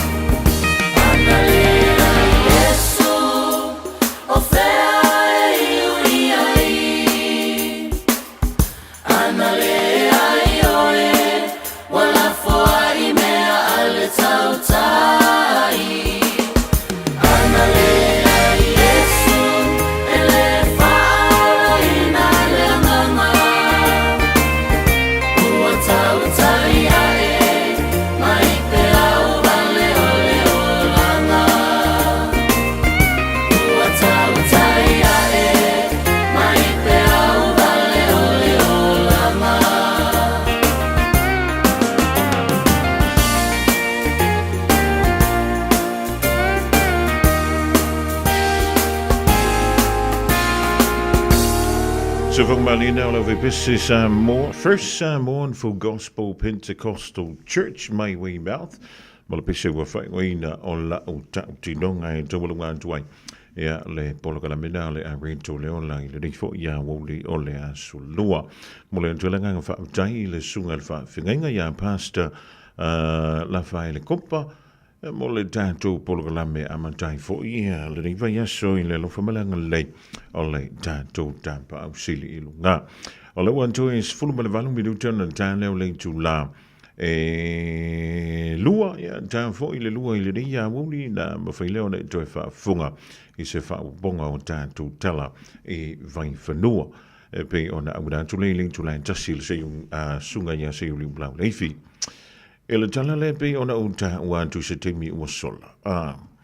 Na maua lava no, o le polkala mina vale al TV tasi o le Fair Go. E la tau te vala awina i le tangata le sua whaia Craig Redden. Le no te tongi el ti posi estina lea na uta ua se temi ua sola. E toi wha fo wai ia lana whaleta ele. Tida ia Joanne Tate. Ya pitayan, ale tali ale tangantale, fai mai. Nala na le alu le hearing le sa fai mua. Ona se le tuatusi. Lena la foye le tusi mai o le tribunal. Ioi, se le kwa kusinga la foye le tusi mai o le tribunal. Ya, o le whainga fo i lao le ilo i longa, o le mata upu lea a lea li i lea ka mutama lea fo masi tinasia. I le temi na whaa tino ia le soa lau pulenga. Nama whai, ona tala noa antu fo i le ali kamuta, e lunga o le telefoni. Peita iane, fa mai e wha alua na wala o mai e le tribunal, ai le ka lia ke fungi rakaka. Ona maua lola ia lea. Maua lola ia lea la vanoa al porkalame, e vala awai i le ali, le ali kamuta, le ali o Craig. Sa tali mai le ali i mawha apea mai. Wala na fo, na le toi mawhaiona toi tongi ia lea fo, ia le tupel tinalea. Ona o le sa, o le vaitau tonua na o le COVID, wala mta ubuntu le mai le tausanga e lua fel usfulu. E le nganta o le COVID, ai ua afo, ua iei mai nisi wha le tonu foi, ia ele nganta ilea, fa me ua umana wha antau ia material, e toi wha fo wai ia le whale taile. E kusa e sa warikati, e makua le aia se moi o iei. Ia, Elena o paulo o tina na whai nā toi le whainga le tangata le wha le alofa le. E wheo lolo fo inisi. Ana le tu ina i lunga o le Facebook e le tina le alo na wha whita. E le wala awa tu fo ima wha i loa anto inisi tangata. E le tangata. O le sa au wai e le ali i leo krei. Le tino i tupe e i wā whitala. Le isinga luenga e whai. Ia, o le visiti. O whea le mea o i ele so soani mo i lantou. Mlea e a whaina. Ala tau se len. E le ngantai manatua. E le ngantau le tupe. Ae ua alua i mo lantou taimi. Ti ngā ina i mo lantou mawhauwhau. A wha ina antua i marasoifua maloloina. I le mele o le popole van. Awa pe o le kupe renga wha moe whai e le ngaluenga. Ai li se ngaluenga e whai. O le whesi. O whiana le mele alu tanga tai toisu e mele tupe e whai e le ngaluenga. Lea i le o toi maua mai. I le tangata ngau i le, e wā le upusa oanga. O le mea kongwa le ka o le ngau i pupula. O le mea kongwa le ka o le ngau. Ia o anga me whame o le kōwiki mrea. Au whela le tupe. Whela tupe, ua manitua le whame le tina. Nā lue launch lana complaint. Pola na mata upui o le official whamsidonga whai tumalo. Pita iane, na ia maua le tala. E le o le kusi kupe ar kampangi, o ngā o le wawe e se le kampangi mai le stala o kampani e New Zealand. A le nkusa o le ula le kongolanga kuskupe. E nto helo fui le toi sui le ntang, ma whape antu. E le o le nkusa o le ula le langa sailing. I tonu lana tustupi. Personal account. Maka au kia. Ea, o le whinganga o le tina ia Joanne Tate. O lo o ia whape mai ei. Mau te iloe tutu sa maa whinganga o le tōtele o tangata ia whaina i lentu ai ngā mata upu whapene. O whele me i le tula whono. O whele au i le tula whono. I tangata nei. O lo o mau ai alantu selin. I mata upu whapene. Ea, ma sa whapele o na whisilingi ai i a minister. Ma tuantu yele mana tol porgala me le fiago. Ina ia foi e se lan to fuanga. Ina ia to fa le leia le tribunal system. Disputes tribunal system. I to ton wol fa to sanga. Ia ole lua fe lo se fulu le da. Ia ole vai tingmele da. Sa fa pele o minister. Ia Andrew Little. Ia ma sa ia yoina. What a tau o na whaia iai ia se swinga. Ia, pa mai e kaunga wha malo sia ngei maranga. Pei tai, e li se mena tupu. Ia sa wha pia foi lana iai ma le minister Chris wha foi, ma sa ia wha i loa i le whea go. Ia o lena ia wha tati. I se whau tuanga, mai le vaenga le ta ua o le Judiciary Rules Committee. Pe wha pe whea o na whaia nei swinga. Na au mai leo le fautuanga ale komiti. Mai a lantou whapea mai ai. Enforcement powers should be strengthened and enforcement fees should potentially be scrapped. Yanga. Lua a whelua lua na. Ai ale nei tausanga. Li pi ma se mea wa whaia. Ia. O nā ngā ia tulo o le porkala me o le wheko, whisiling ia le minister, o whaamasidonga, i le teimile nei le i o Paul Goldsmith. Ia le wha pia me le whaamatalanga le li poti. O lo iai, ia ni fōfuanga. ina ia toilo iloina. Ia le mata upule le Disputes Tribunal. Ina ia yaini swinga. I se aso lata mai. Nga pia ile aso ne isi singa le mele. Malaka ko porka la mele o le lu tahu le so. Nga le pala. Is nothing a come back from America la le silo mo totalo si. Ole afi isi swinga ile minister le pe o le sami tu e au mai so da firanga. Ai ole afu le mele ole afa. Nga ilo le pala.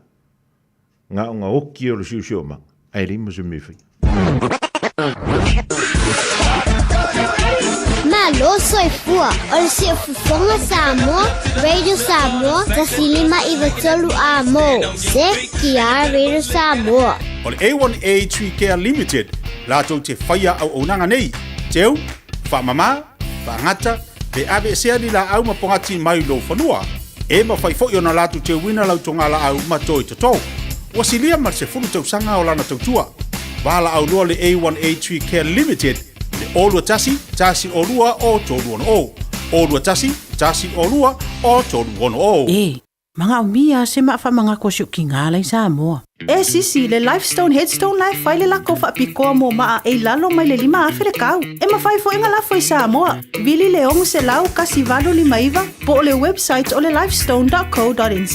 Fa iloi le Lifestone Headstone o le Radio Samoa na e maua ile nei fa asalaunga o na lafo lea o le maa fa amanatui Samoa e au noa ma se tongi. Lifestone Headstone le au nanga ale Pasifika.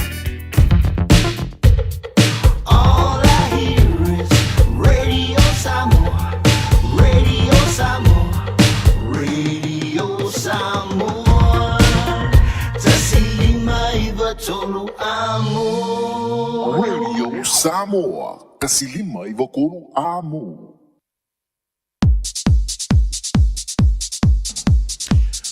O lewa tui iwa minuto na tale o leitu la e lua ia tale lua o da uda tulo tātou tala i vai whanua o le nifo ia woli o le aso lua.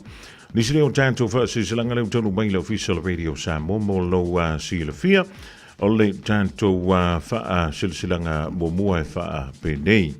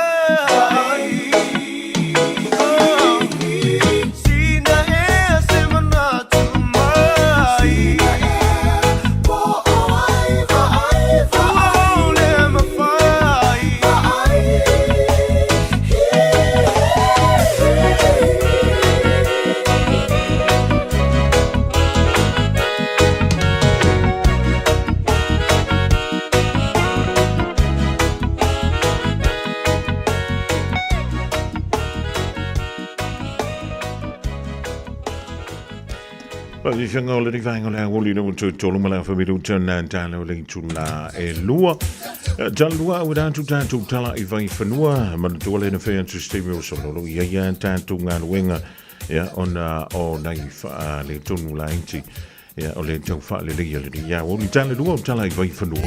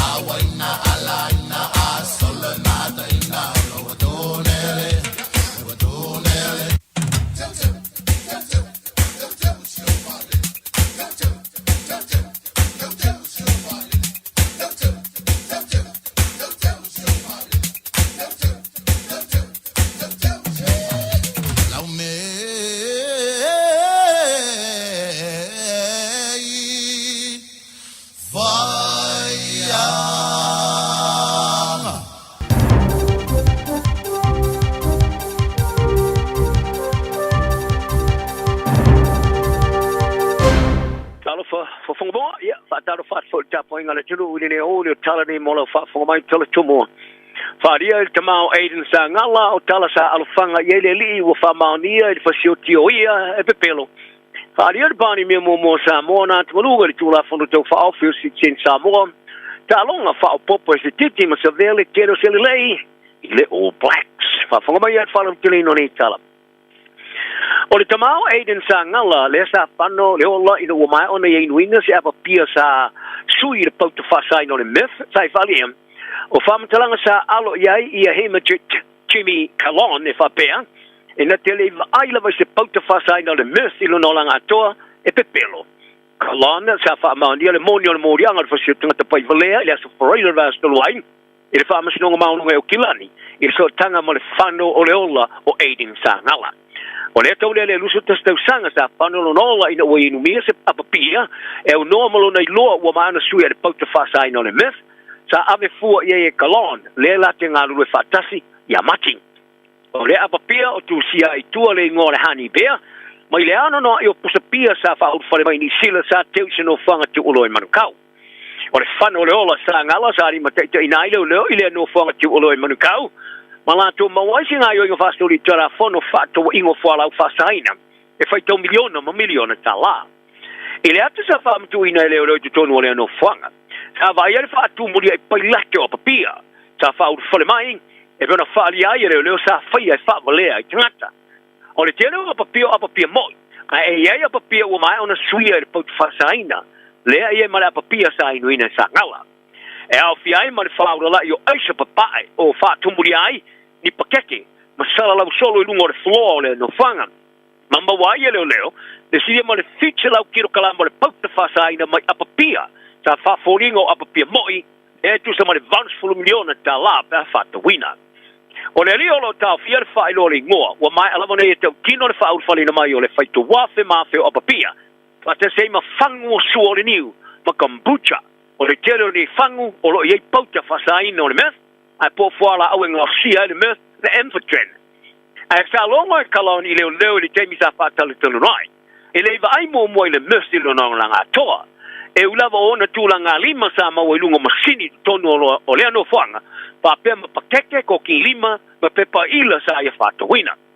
E o lava fo i lea ta video ma CCTV, ta wa ai o ia la ua ia pusa o papia lan moana i tonu o lea no whanga, au tau whaola ia sa ngala i whanamai. O li tamau sa ngala, ia maa sa ngala o te whailaunga e Hutt Valley, Wellingtoni, sa ia whaari aina lo minga le Herald. O ka laona sa tau mawhai e pipelo, ina ia sauma iai. Ma ia tāwai, o ia sa mawhai le whano le ololo Natali. Ai uilea sa whaari e maa sa ngala, wa mai alavona ia wha maa ngaloina ia kalon. Ai nante le wha ngaloina le mesta i whaia. Wa longa i fo ia maa i le Herald, o eiden o le tau sanga neista tu e whale aile no whanga o le fita ni sila i Waiouru. E bona moe miti ai, e pitai, na i lore tau lau olo na miti, ai wa sauni lo na inga wha i lolo na mawha manatu, i le masin fau. O wha i lore pāri mia talo e neo sa mo tu le pasai le maria le ngoi lo na nganga wha kai whai pula le green stand au ti ono. I lo na toe a siaro le tula fono tau wha ofi mo le toe wha po o si chen. Sa ave sea le tula fono o si chen i sa mo i sifo le ape i tala umas ma le lua. Ai uidea, wala ngai tula e pātu ngalunga, e winga i tūtu unga o lea tūla fono to whaofi. Ma sa tūla nga a fia, e iei amana ia o le lau tere o ainga. O lea tūla fono to whaofi sa pāsiel pai taunga whalua e lau au tasi ai, o whai pura le pāre mene le vaso mai. O lea tūla fono to whaofi e tu yono, o lea toi whapo i eisi tini i sila. I tangata sa whana nau maso i poi sa mo i tifo, i vau lea whebi sa lau rusu wha, ma lea whebi sa lau whas malima.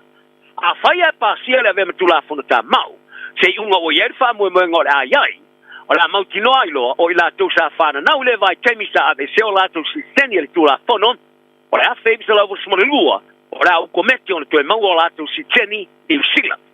O le Partia le National, sa mua te te e le tūla fono tau whaofi, ma te te e ai le whaitonga mo mua, ai ave i ele longa le whaitonga e lua, ina o tue whai e teu taunga, o whanau mau i la tau e tupunga mai i tangata sa whana nau le vai teimi, i le sa o fia i nesi tini. La ria tu e palele Johnny Sira Pasifika. O lea tu la fono to whaofi, e mo mia re whala te lea tu ia inga oma o i la tu sa fiai. O no i tu ta ua sa mo maana nganuku, o le whala ngolango le a inga lau tele, le ta o whai umai mātua mwhanau. O tu le epa sa a wai mai li ta wa fianga mua mua o le tau sanga e whaia i au kila ni nei ai ulai, le sa whaia e foi malana tau sanga. O se leo leo si nia sa tua ia de whai o se talanoanga i ni a mionga whaungali i lunga o wala so ta inga lau tele, o se teine titi e nao se fululu tu sanga. Ma le whasa o ina olo nata, e le eise ofu lunga ua manao e tau fia le whalu te le ino nei ngoa. Le buke aia na maango tala ali sta, o rea di leo leo, o lo tau fia le whalu te le ino nei ngoa, o lo ia whawhitia mo liango ni so ta inga le ma se teine titi, ma le umia ino se ata e le talia ina. Ora na mata upu sa vala wina na whamas no whai tumalo ia se tema. Besa whali aia le ni whamasino Judge Paul Murray. O le li leo leo sa tua ia le whaongai no le upenga Snapchat. E whawhisuia i ei a vea i omi, ma le teine titi nate le lo ina.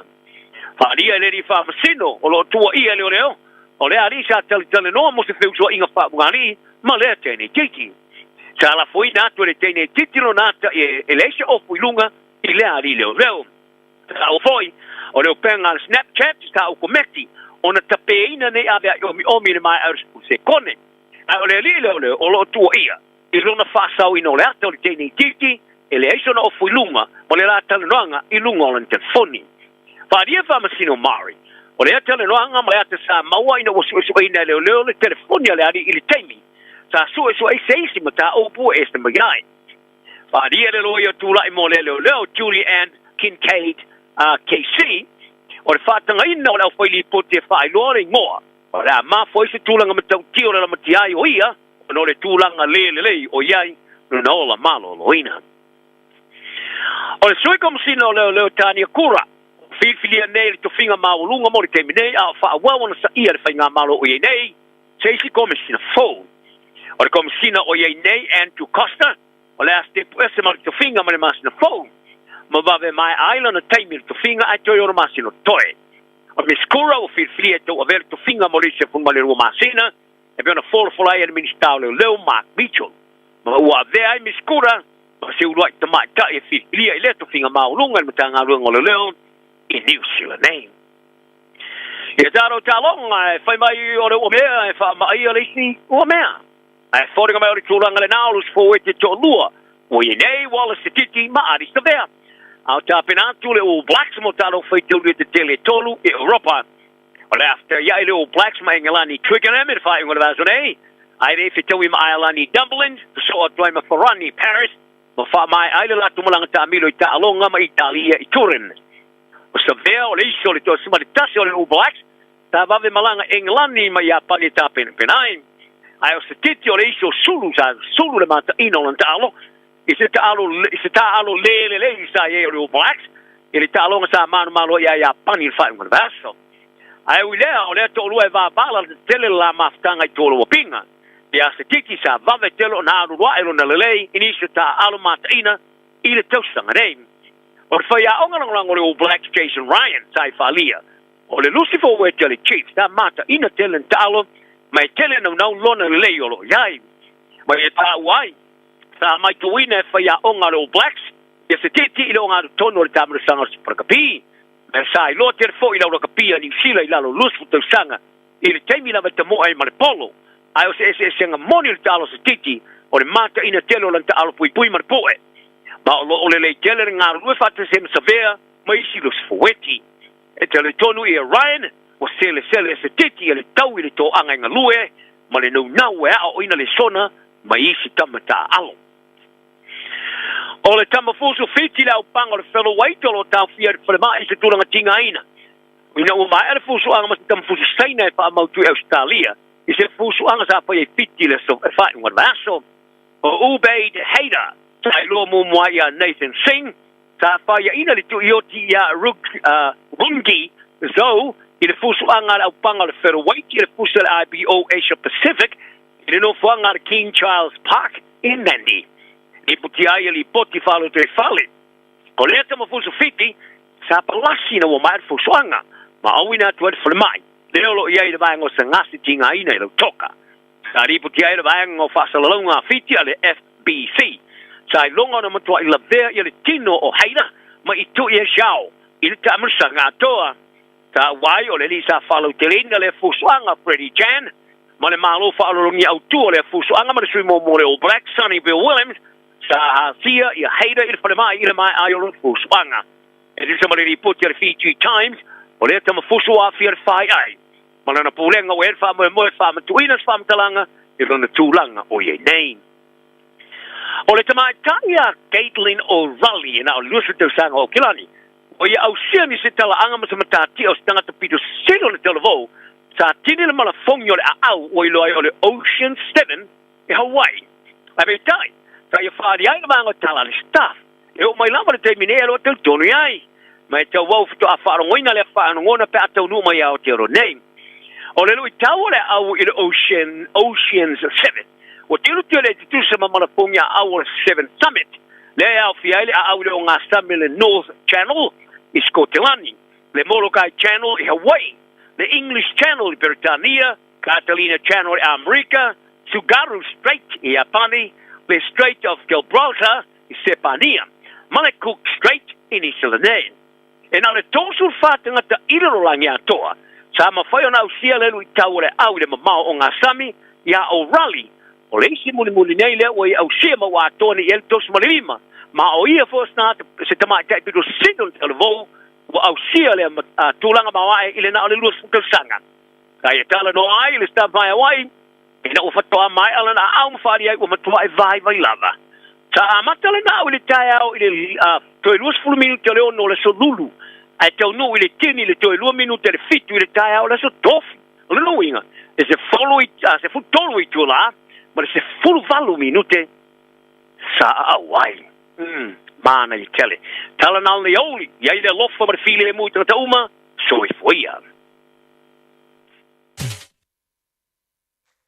Radio Samoa se furulima iwa toru a mo e tautuaina o e ilaungangana fitua so le vai aso.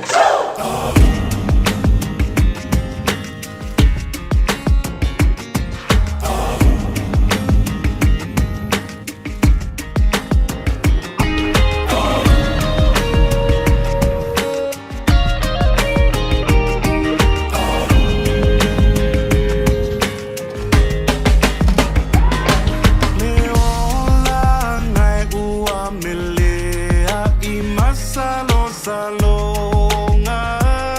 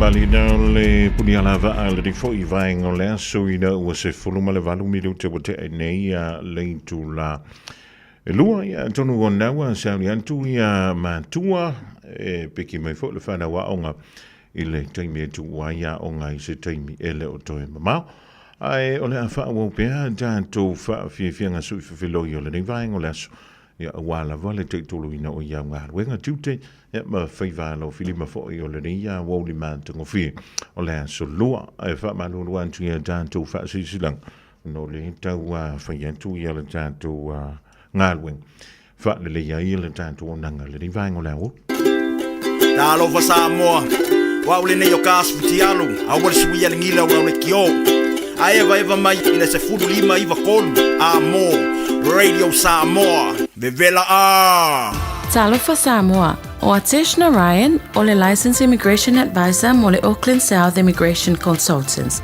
e visosoani mo so se tu ai ngā visa e malanga mai New Zealand po Australia. Telefoni mai nei loa I le o valu o tasi o no valu wha fitulua. Po le olua tasi o no valu fitulua tolu o. E silia mal se laufala o loa I Samoa e mawhai ona whaanga I le talofa voucher mo whaatanga alu a inga. E le atua lava se 5 milu te lafu antuai mai New Zealand, Australia, Amerika, mai si antunu. Ai tau nui telefoni maolo e whaanga le talofa voucher e whai e le whaatau. E mawhai fui ona tungi e tuai le cash power wha pēle pili o le vai iso o se taimi. Angai loa e le www.pacific40.com e lafu ai se talofa voucher mo loa inga I Samoa. Mo nisi whaamtalanga wala umai le olua tasi o valu tolu tolu, lua lua lua tolu, po le info@pacific40.com.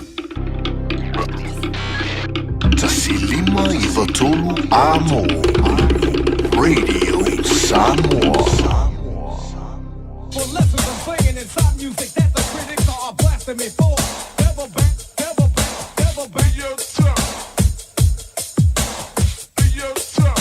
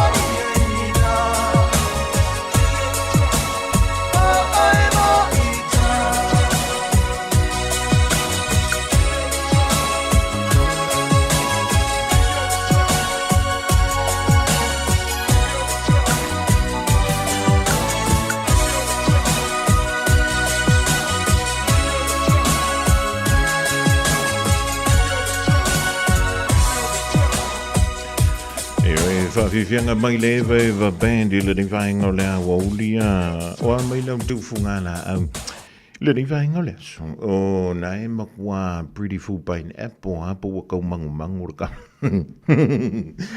a whaio lau tua mau tuming tala whamano so I fuma le langi e ma polo kalame lea wa uli mo funga mua malu nuan tuai yolo ye nei fa le tonu la inti ni si urta tu musini o le mele na o le mafai ona u dantu ye ni si vai nga ye tawona u dantu ya wala vale fa wa wina por kala masan ye le radio samu tasilima even tonu amo ya lo to mi stemio na nga ye foi lo man tu a pikil fa na wa onga ai o lo ye le dantu so to inga e dantu te dantu dali ye le awo le ya mo le fionga ya le ba yava mai na vai le su le radio samu mai lo dantu to ia po o mai sa mo ile mai ai fo ia o le tantu talinga ma lo o le fu I mai tawatu e ye ni si o tantu ma lo le nanga ia tu sa mo e lei malanga e se mai sa mo ia mari si le von tantu li poti si tantu silinga ile fionga ia li mai ava se taimi ele o toe mama O le R-Dash Travel o le company numera tasi le tau ngofio pasese mo Whemalanga inga i Samoa whapea le malanga bai i Samoa i New Zealand ei. A whea de loa i le ofisa o le R-Dash Travel. Tasi valu lima Great South Road i Marurua. Pe vili mai i le telefoni tolu iwa lua o wha o o. Tolu iwa lua o wha o o mo le R-Dash Travel. Whaongale tūtua le Pacific Easy mo au tupe whamamoni sa mo le masino ke topa mapawa i loa vanoa te ono paramano ai whailonga tupe whase furutai lua se lau tā lau sau nia mo ana paanga. Lua se furu whailonga mo sa moa, an lua se furu whailonga mo tātou New Zealand nei. Se ina whailonga se furu aso tō na iwa i aso te tasi. Manatua, o loa whaawau pēr lana whamitoa lima tāla pēr ai whaonga ina Pacific Easy app. E whaasau ina whailo teimi mau se leni pēr whaonga le tātou direct transfer. Tiposi mai o tupe le tātou account, ma whaamalia ina fasili lunga o telefoni o na whaatino leo le aunanga ai ngā whamitoa. O loa whanau pēr o tātou ofisa i o Tara o tāhu huma le taulanga whaatau i mangele. Pa pēr le siria le fitu se furu o tātou la lau whaasoponi ai New Zealand. Mo nisi o whaptalanga wala au le o varse lau o tasi ono po telefoni masani au kilani lua fitu ono fitu iwa fitu wha ma le lua fitu ono fitu iwa wala wha Pacific Easy o lau pa anga mo tupe wha momoli i Samoa. O le fitu au lele ma le fitu ta iala o ngā amata e mawalunga lana au nanga tau Early Childhood Education po a o ngā amata Samoa ma le Pasifika i Mangele e iai whaia o ngā le stala ma whaia o ngā lango wa lava tā pena mo le awa o ina o le whanau. E uti avanoa o lo o tutoe, aua lai te whaatuai, ai lesi tala nei loa lo walo, wala au mai i le olua tasi tolu lima, fitu valu iwa fitu. Olua tasi tolu lima, fitu valu iwa fitu. E whaatulanga ai se taimi e te asi mai ai. Radio Samoa. Tasi lima iwa tolu, amo.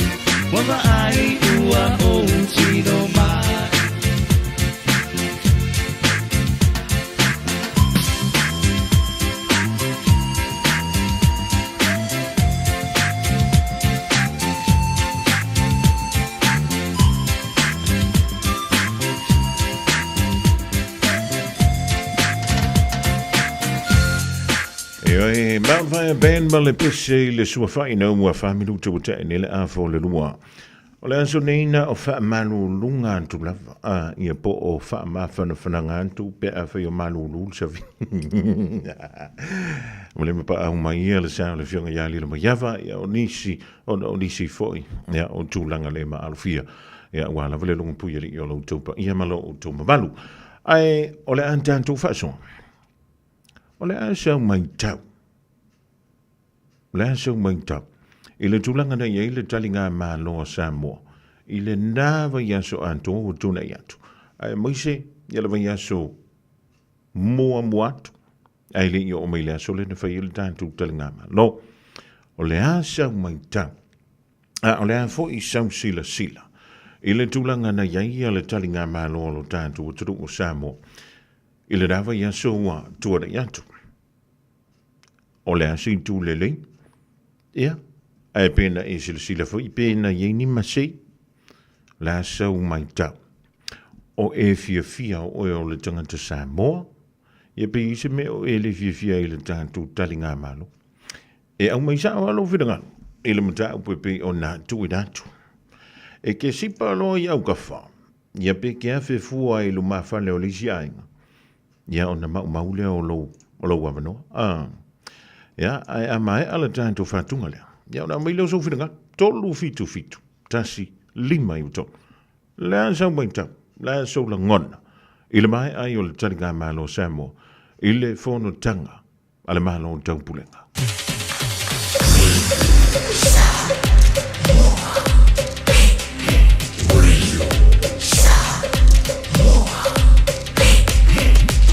tasi lima I to amo.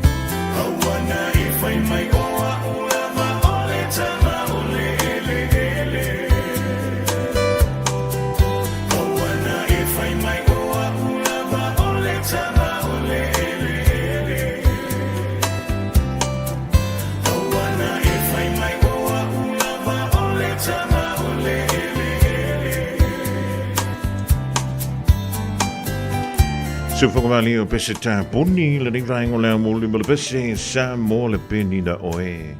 O le vasa le loa e mi sila ma ia malo le tau pulenga e pio ni ele tātou talinga malo. Le whato ama vai today i le whai ngola vai aso ua tuara i atu na utala atu ia le leina mo so whiringa lo. Whaalia o le asau mai tau na aso la ngona. I vainga o le talinga malo sa mo talo whai le tātou to o ilunga leina. Alo se foi lo venga se malu. Ia langi e mama. Ta fua le swaf. Ia o se malu. Ia se isau no ia o le asau mai tau. Ia o le pa o ranga me le sko nga ngi. O ke ngi. Ia mai samo. Mai samo. Mai samo. Ia o le asau e mai tau ia o nana ia i o le atu. Wa se mangu mo ko i maka ngo fiere. Tari nga malo foi se ka ko kungu. Nga ka maka ngo fie ia ke unga foi o la fanga ma pio anga foi sa ka penga i. Ya. Ka kongu wa mai ale fongkang. Ya amo maka ngo fie se ka ko kungu. Ta taulana fatu maua ia le mama ma le mantango fie la wai. Ah. Sa o le ia la o fionga. Ke voa. Ngo fie yo. Ke voa uma ko foi e ko foi ka ko palpala. Ah. Ya, awa ngar me fa to fie wo yai. Ka vai vo de fie o fio anga ma ka le amba. Ka vai kai vo i ngaru wo pe ya la usu si o fe ngaru nga la usu vo kai la ko ai mo. O fele tu malo le sa e apie isamo. E o i le tu malo no fari. Sole ka fio la. Malo anga. Ia. O ni la ngona o tangata o le tonga fio anga. Ai me se nei o tonga inga foi lele. O la me le ngau sur kai o po foi lele i le talinga malo le futa ma vai antuni. Ya, sa go aga la o fio nga. Ya, o le ngonga fia ma fanga ki o se kai mi mo le wa. O fai e se fonga kanga ya sa mo ya le nga kai le. Ya wa nga wa. Ke wa ya le la fanga foi e pe la fio. Ya pe si la fio foi lungo. Pega foi la nga kala mo se mako la papa foi la ku mo kalisa. Ma dia la. O nga fia se mako fio anga foi ma. Pai pule foi e me se foi o a inga kai kasi foi la fio anga. Yo. Nei yo le te milen ta il pol. Ya, sa go nga ya sa va fa rongo ai. I si foi a fio anga i mo ke lo sara kai. E whakerenga koe ngāre. Palolo ia e whakerenga foi makau. E le i maua sa waka foi lele le makiki o se kau se ufu palolo ngai e le ngā vai. Ia, rau whiogai le ai. Ka kere tongo so e peka kau whewhe e kau rea kau mai. Ia, le lei ma lo va tai o le menta wana uto i tali mai whanua. Ya le foi mai ta wan tu dai ma lo si mai si fongo o el tama va tai mo le filanga fa dia le si enta to talova ma lo sai fo suma ya langi mama se ta po fu le swaf o weta ya si au mai lo filanga lo va mo ya ma lo la vo sai fo suma pe la uma ma ne tu la le tai yes e o kere i sa mo le te mo kongkanga mai o makola fanga o wailo i malie. Ia. Ya, o baba ia kuna maka ngo fie marke ke ungo smako ko unga i malie ma. Ya, inga i wailo. Ya, ai ora u vai ngo foi ko singa o famtanga foi ni tura. Ia. E wa ka limika la vai wa fai akura fo kanga i sa boa ya. E ngona ka kala foi ngale wa ke ia wa ka mimika ko i ko ke lo ka nga ko ko mori maure le manga yo sa boa mari ia ma mori maure le yo ka nga ka sa boa ia e ngo fa ngo ko fo ngai kala ko ia e ia ma se benga ma ku por ke minga fa i fongo mari pa wa nga ka popole ia ngai ke i wo so ko se ka nga ka mangi i me ka ka ko nga au le au pa balanga mari ya de na rongo ku ye re se me rai solo le uma me kala fo nga sa ia mari ben ko ye bi nga de ku ai i nga pu nga lo fa ma nga lo fa po i ka ko ku ya me ko ile pon nga sa awaya ko ska ko aku ngula ikiki mo ya upo foi ngare la ikiki mai Malo Malo paso ko ngai kura na fia ke wa ka di fuala wa ka mimika la wa le ba ya kore la ikiki ska ko aku ya awa di masu wongo malo ka ngu o awai ko kongo sa mo aska ma ya ku ngu ya me ka mai loko kelo o sa mo ya me ya fo ila wa mi inga le ku I piko ngu kai kasi ya ma me se fo ila panga ya ma pulenga o makaya me se fo ile o miki e mo ila kama ya o por mafkanga ki nga la wa lo pa inga fai war ka ku o ma fa ma pao o la fanga kai kasi ya por pa u tinga ka vai nga fo ni pura ya va kore sanga ngalo sunga se ma Malo va tai mo le fira ngalo fa di to tasil tanto to talovo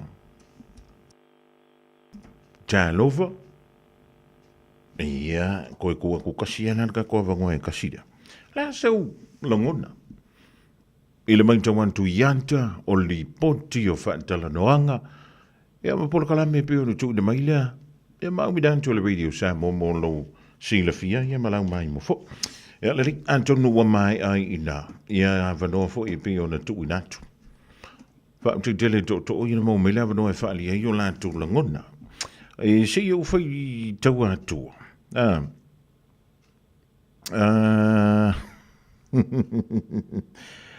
Ia, lelei, o le afu. E nai whiringano i au te vai i tulunga i. Whamai malua i Chuka. Ia po Chuku. E nante leilo e nisi. A whamelantala. Mua matua ai mita. O ia o le Samoa. Ia, mai wha malo. Ia ilanto lena tampera ina ia le te leo mea uma. Ai sila fia a tonu e tutusa uma un tanto launa. Ia e matatua. E te tawana ia isi na fasi paseni. O ilanto. Ia e mai taua ni tulanga fa le tonu. Wai le amas ka penganga a mea e se lau paseni. E kakawanga ia se mea. E ia isi na fa le tonu. Ai a ovantu le te leo mea lele. O na ahuli atu wailea, mani vaenga, pe a whaina ia, ia ni nai whaale tonu. Se le anse se senga matapidanga tatou nuku mawhio anga fu ie kat ngā malo, whauru whalenga, o wāga muma me tātou te pisi. Po le alo tau mawhai e anto toa se mea. Se kakawanga ku iei masi ngā wangoa, e iei masina whaale tonu. O i ngāla, e loa, o le makua e lava saungia ma e lava kāpinga. Ioi. Ia wau tātou tangata soifua. E rea masi soka koe anko o kohari. Ai ole winga ola au tala. Se uke whai aku. Se waka mimika asole. Waka mimika. Ona ola o tawa ai atu. E ui e ese ia tātou tāpua inga. E ese ia tātou vaenga whaapufai ia tātou te vevesi ei nei le nei vai tau o le soifuanga maleolanga. Ai lanta mai taua tu ye le tali ngā malo le na fai. Taino i pe ni pe fei tua. Ai o le winga o la utana. Le anga le mea e mani. O le o fanga poto. Le ima se vevisi. A eva ai atu i lau fofonga o le tupu ma le masiofu. Ma tupu o isi atunu. Ma sui o isi malo. Lai lau mata anta mai. E tau mo ye nai anta. O lai makua fia. I le tātou tali ngā malo. Ia, o le mea lale. E moli anto i lanta anganga whaafitai tēle lava. A manta mai lava. I lo tātou malo. Se ia o i whana witi. Eoi, a wau teilo. I te levo i le sao whana waonga. Ma whana witi. I tampedangani. E levo a whaapito fui manu i antasi se whaamatalanga. E tu inatu. E whaatatau le tātou tali ngā malo. Se sa o ile tala fui le leno whaalonga tua ianani. Se waka fia whale ali li fuala. Waka fia o kwai samo. Se ipu e mei fui so kai samo ile na vai le vai aso na se ima vai atu nei. Ea, a o le whaamalo na ma le whaafutai. A mata mai lava i maunga maua lurunga. Se ia o I whana witi, ma so se tangata. O lena mawale avano, e tongi eile maa ele tātou talinga malo. O le vo te iloa, o lena iele whainga malanga, o te le ilo po ngā whiola mo tele i salawhai. Na iele malanga i le asfrile lena whai ele fona tangatele. O le malanga lena whai a whaapitoa, e awina antu wai, i a taito o lua, o sui o malo, lena awai antu le fona tanga. Se i wha ta whawhao tuai, i le mo tele i salawhai. E peo no wheatu, o tele o mauti noa, e po ngā whea o le mo tele i salawhai le nā ngā i antu iai. Ia e amu ia hui lanto o lawa o kui o le mo kele i salawhai le motu whai me mwhai. I le wha le tonu ai o winga o le tau, i le nawa i aso na tuana i atu. Ia talo sia o lawa maua sina toa, maua sina lau fie. I le rifo i ve aso e pei o na tātou iai. Ai, whaaftai tele mo whiringa loi na whaalia mai, i le nei vaengo le awoki. Ua tala whea ngai le leia i lau, i le pese le nei mai a whaana na Jerome Gray. The greatest place of all. She is green and blue, lush with beauty, and hearts as pure as gold.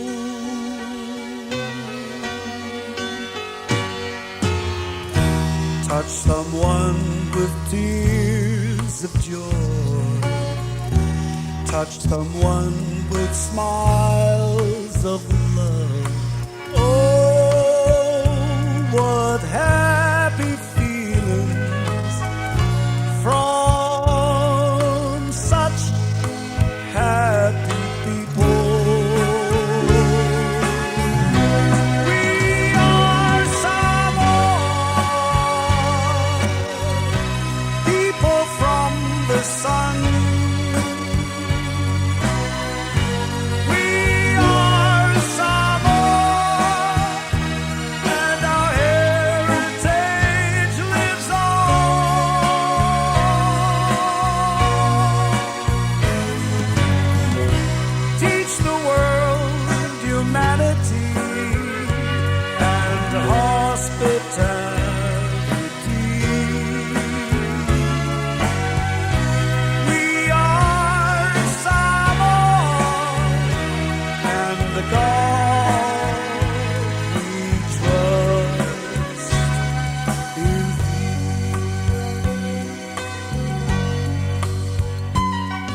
Samoa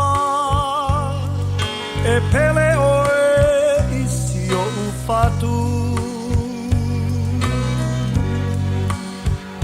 Ole a e se mea e ao ona whai e tau tuai mo oe.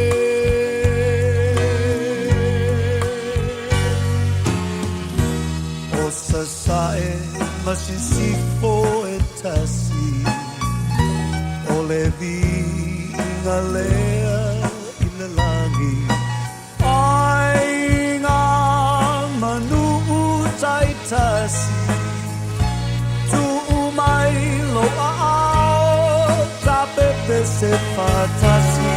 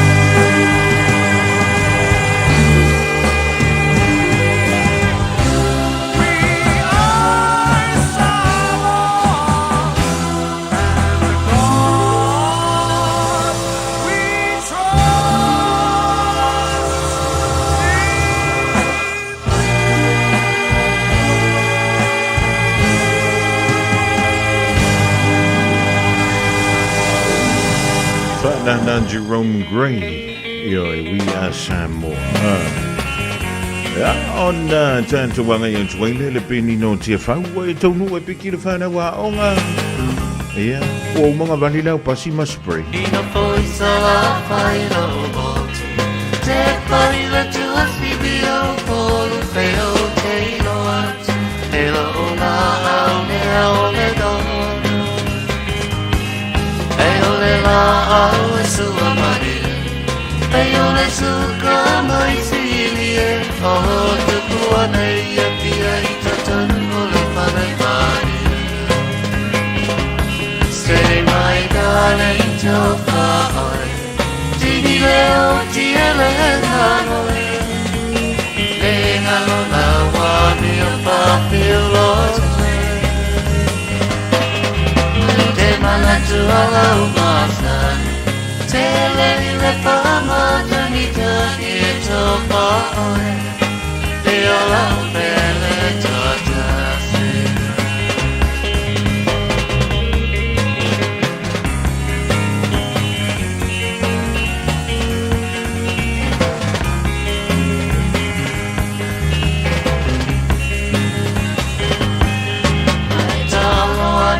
Security, veo ese momo afiti, se o bolo momo e moe base au fate atabe. A esi mai se mose, e o se mobilito si mano vai vai, veo ne vai a se telefone, say my darling to far. Tini leo tiele hanoi. Lenga lo la wa mi o papio lo te mana tu ala umasani. Te le pama tanita ke to paoi. Te ala pele chotase.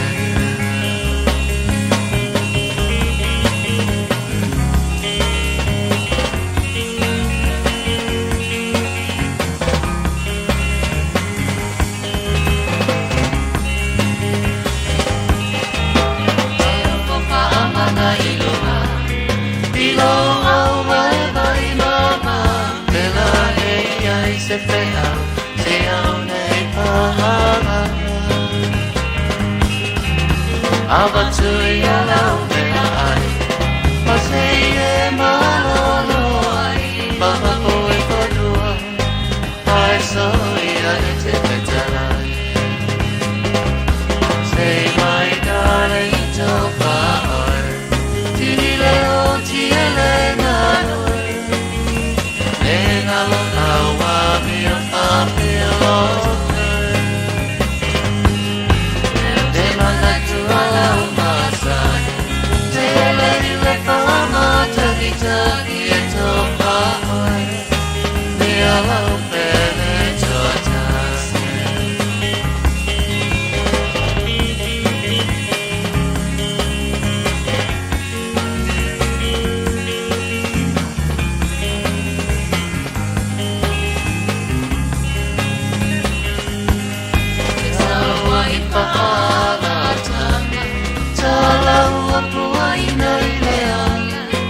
Vai vai solo vuoi le teine le mano e tama.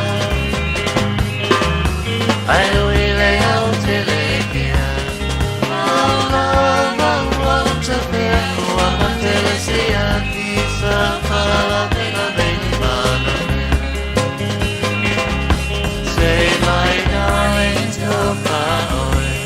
Tini le oti e le hanoi. Lenga lo la wa mi o papilo. Te mana tu ala umazani.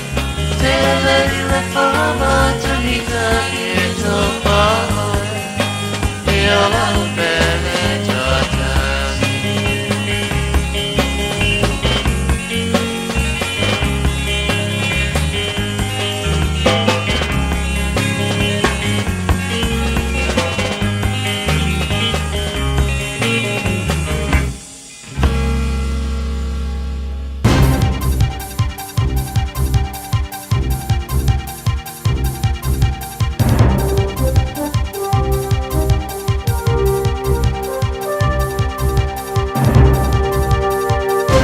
In this update, a hunt for information on 2 items left at the scene of Arthur Easton's murder almost 40 years ago. The Papakura man was stabbed to death in 1985, and his family says unanswered questions haunt them every day. Alan Hall's wrongful conviction was only overturned after he'd spent 19 years in jail. Detective Inspector Warwick Atkins says they're offering a $100,000 reward expiring on January 24 for information leading to a conviction. The woolen hat and bayonet. We know these 2 items were brought to the scene by the killer and they were left behind. TVNZ has backtracked on its proposal to scrap the One News website as it hunts for $30 million savings. The broadcaster called workers into an all-staff meeting this afternoon. A spokeswoman says changes to the company's strategy include retaining the website at a reduced level. She also says it will invest in news on TVNZ Plus and find savings by creating a news and content division. A way to go in improving the lives of trans and non-binary New Zealanders. Figures requested under the Official Information Act show a 189% increase in people changing their gender on their passport in the past decade. Nearly 300 people over the age of 18 had it updated this year alone. Transgender Health Research Lab Director Jamie Veal says there's still a number of barriers stopping people. Quite a few mentioned not being able to afford to make the changes still, or people just fearing that making some changes would still put them at risk of harm or discrimination. NZ Post is proposing changes to keep mail delivery commercially sustainable. Options include dropping delivery to 2 days a week in urban areas instead of 3, and going from 5 times weekly in rural areas to 3. It's also proposing cutting from a minimum 880 postal outlets to 500. That's news. In sport, a return to familiar surroundings for 4-time World Cup winner Kelly Brazier. She signed with the Chiefs Manawa in Super Rugby Aupiki for next year, but will remain with the Black Fern Sevens on the World Series if selected before pre-season. Brazier won a title with the Manawa in the inaugural 2022 Aupiki season during COVID and explains why she's back. We didn't get a true sense of what the Super Aupiki was actually like, so hopefully I can just bring a bit of knowledge and things I've learnt in the Sevens environment and help out the group there and hopefully bring home another title. Full confidence from former New Zealand coach Frank Endicott that the Kiwis can match up with Tonga's physical forward pack in Saturday's Pacific Championship test at Mount Smart.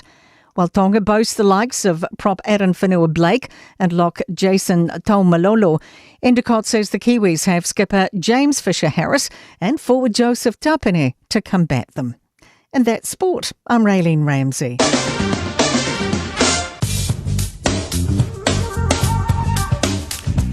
Ola venga le tātou tala o le tau e pēra o le mai lero official vai tau mō lo si la fia I le reia woli malanga iantu le poana ni mala so antai au.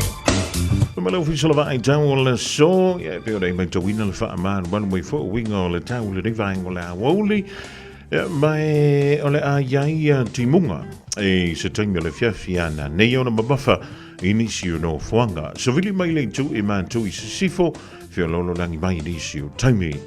Ola mawhana le temirei mo au kilani los fultasi tikeri ma lui il poana nei e se fulu ma le tasi tikeri e ngoto le la I le tue valu miru tele itu la e valu I le poana nei. Ola venga mo la so antaiao e sone le la I le sfulu fitu miru te ai le ono I le taiao e ono yeina yuwanga e te ulu vavasalo ai mai e afo e whaataleina I teimi o le taiao ia mai oro iei mawhai te tili ma timu aisa e ki lia mai lea I lea woli a tai au sa wiliangi mai I le tu I sisifo. O le tūranga pio re iei a winga o le tau I le so a toi fo I male aso a tai au. 24 hours a day, 7 days a week. Radio Samoa streaming live on www.radiosamoa.co.nz.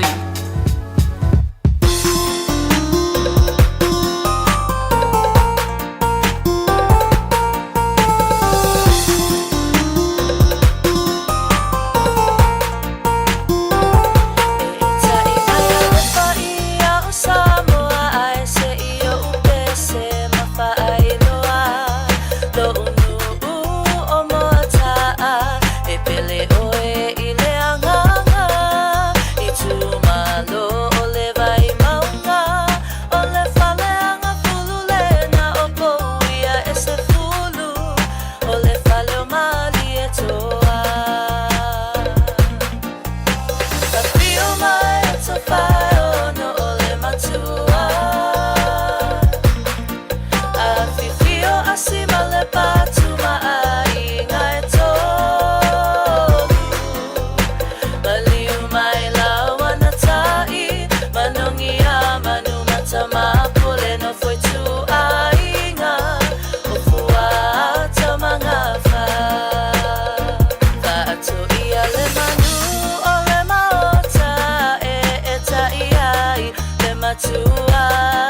tapu o ta lalo ni ue e malu I ai tama Fale fatu o le malai fono o ta alo se ilena e tatiu ai I le lalo langi atoa I feel my tawhai ono o le matua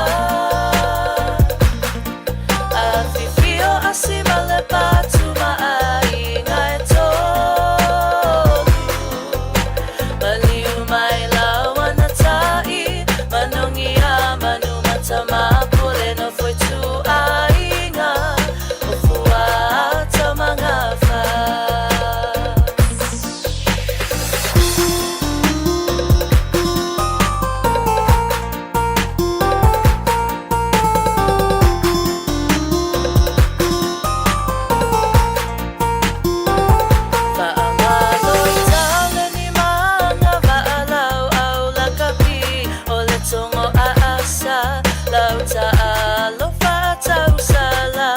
Tala no ai te ne matama Tubu mai ifa afia fianga Numero tasila utupulanga mo ta alo unu O te tiu ai ile nei vasa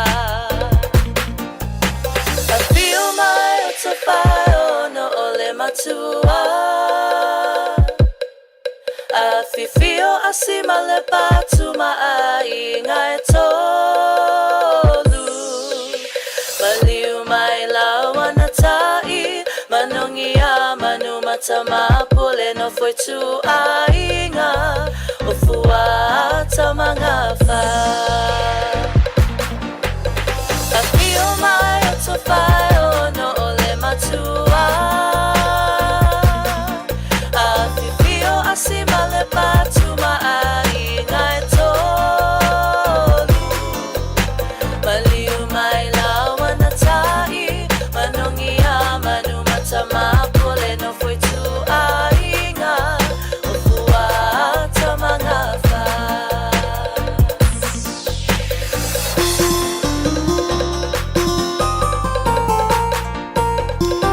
Su whakamali o le tumitai o Elena Yolanda Mali Toa Vivinga o le whioanga o Monta E le reifo I vang o la Woli ino o vanu mala whamiru tumitai Nei lei tulai tolu wha talawhan tua I matua E langa tui leo le whana wa onga leu tu ua onga o le reia song solua Malo tumitai o mi o tumea maila onga le reia so sa e tamle lei sa e tine le lei E le lei wha maudhuspa utonu o le ta vale tonu le whale sui ia o fua onga Faisau koma faisau mea ai sound bai mo le tau polo kalame ua whaingoina o le tuli manta. Ngau tu veda mai ai, e ala whala tonga o le sa sia. Le sosai in te leo a o ngā manta e whaungai nei le ngana Samoa I to tonu o ni sila antoa.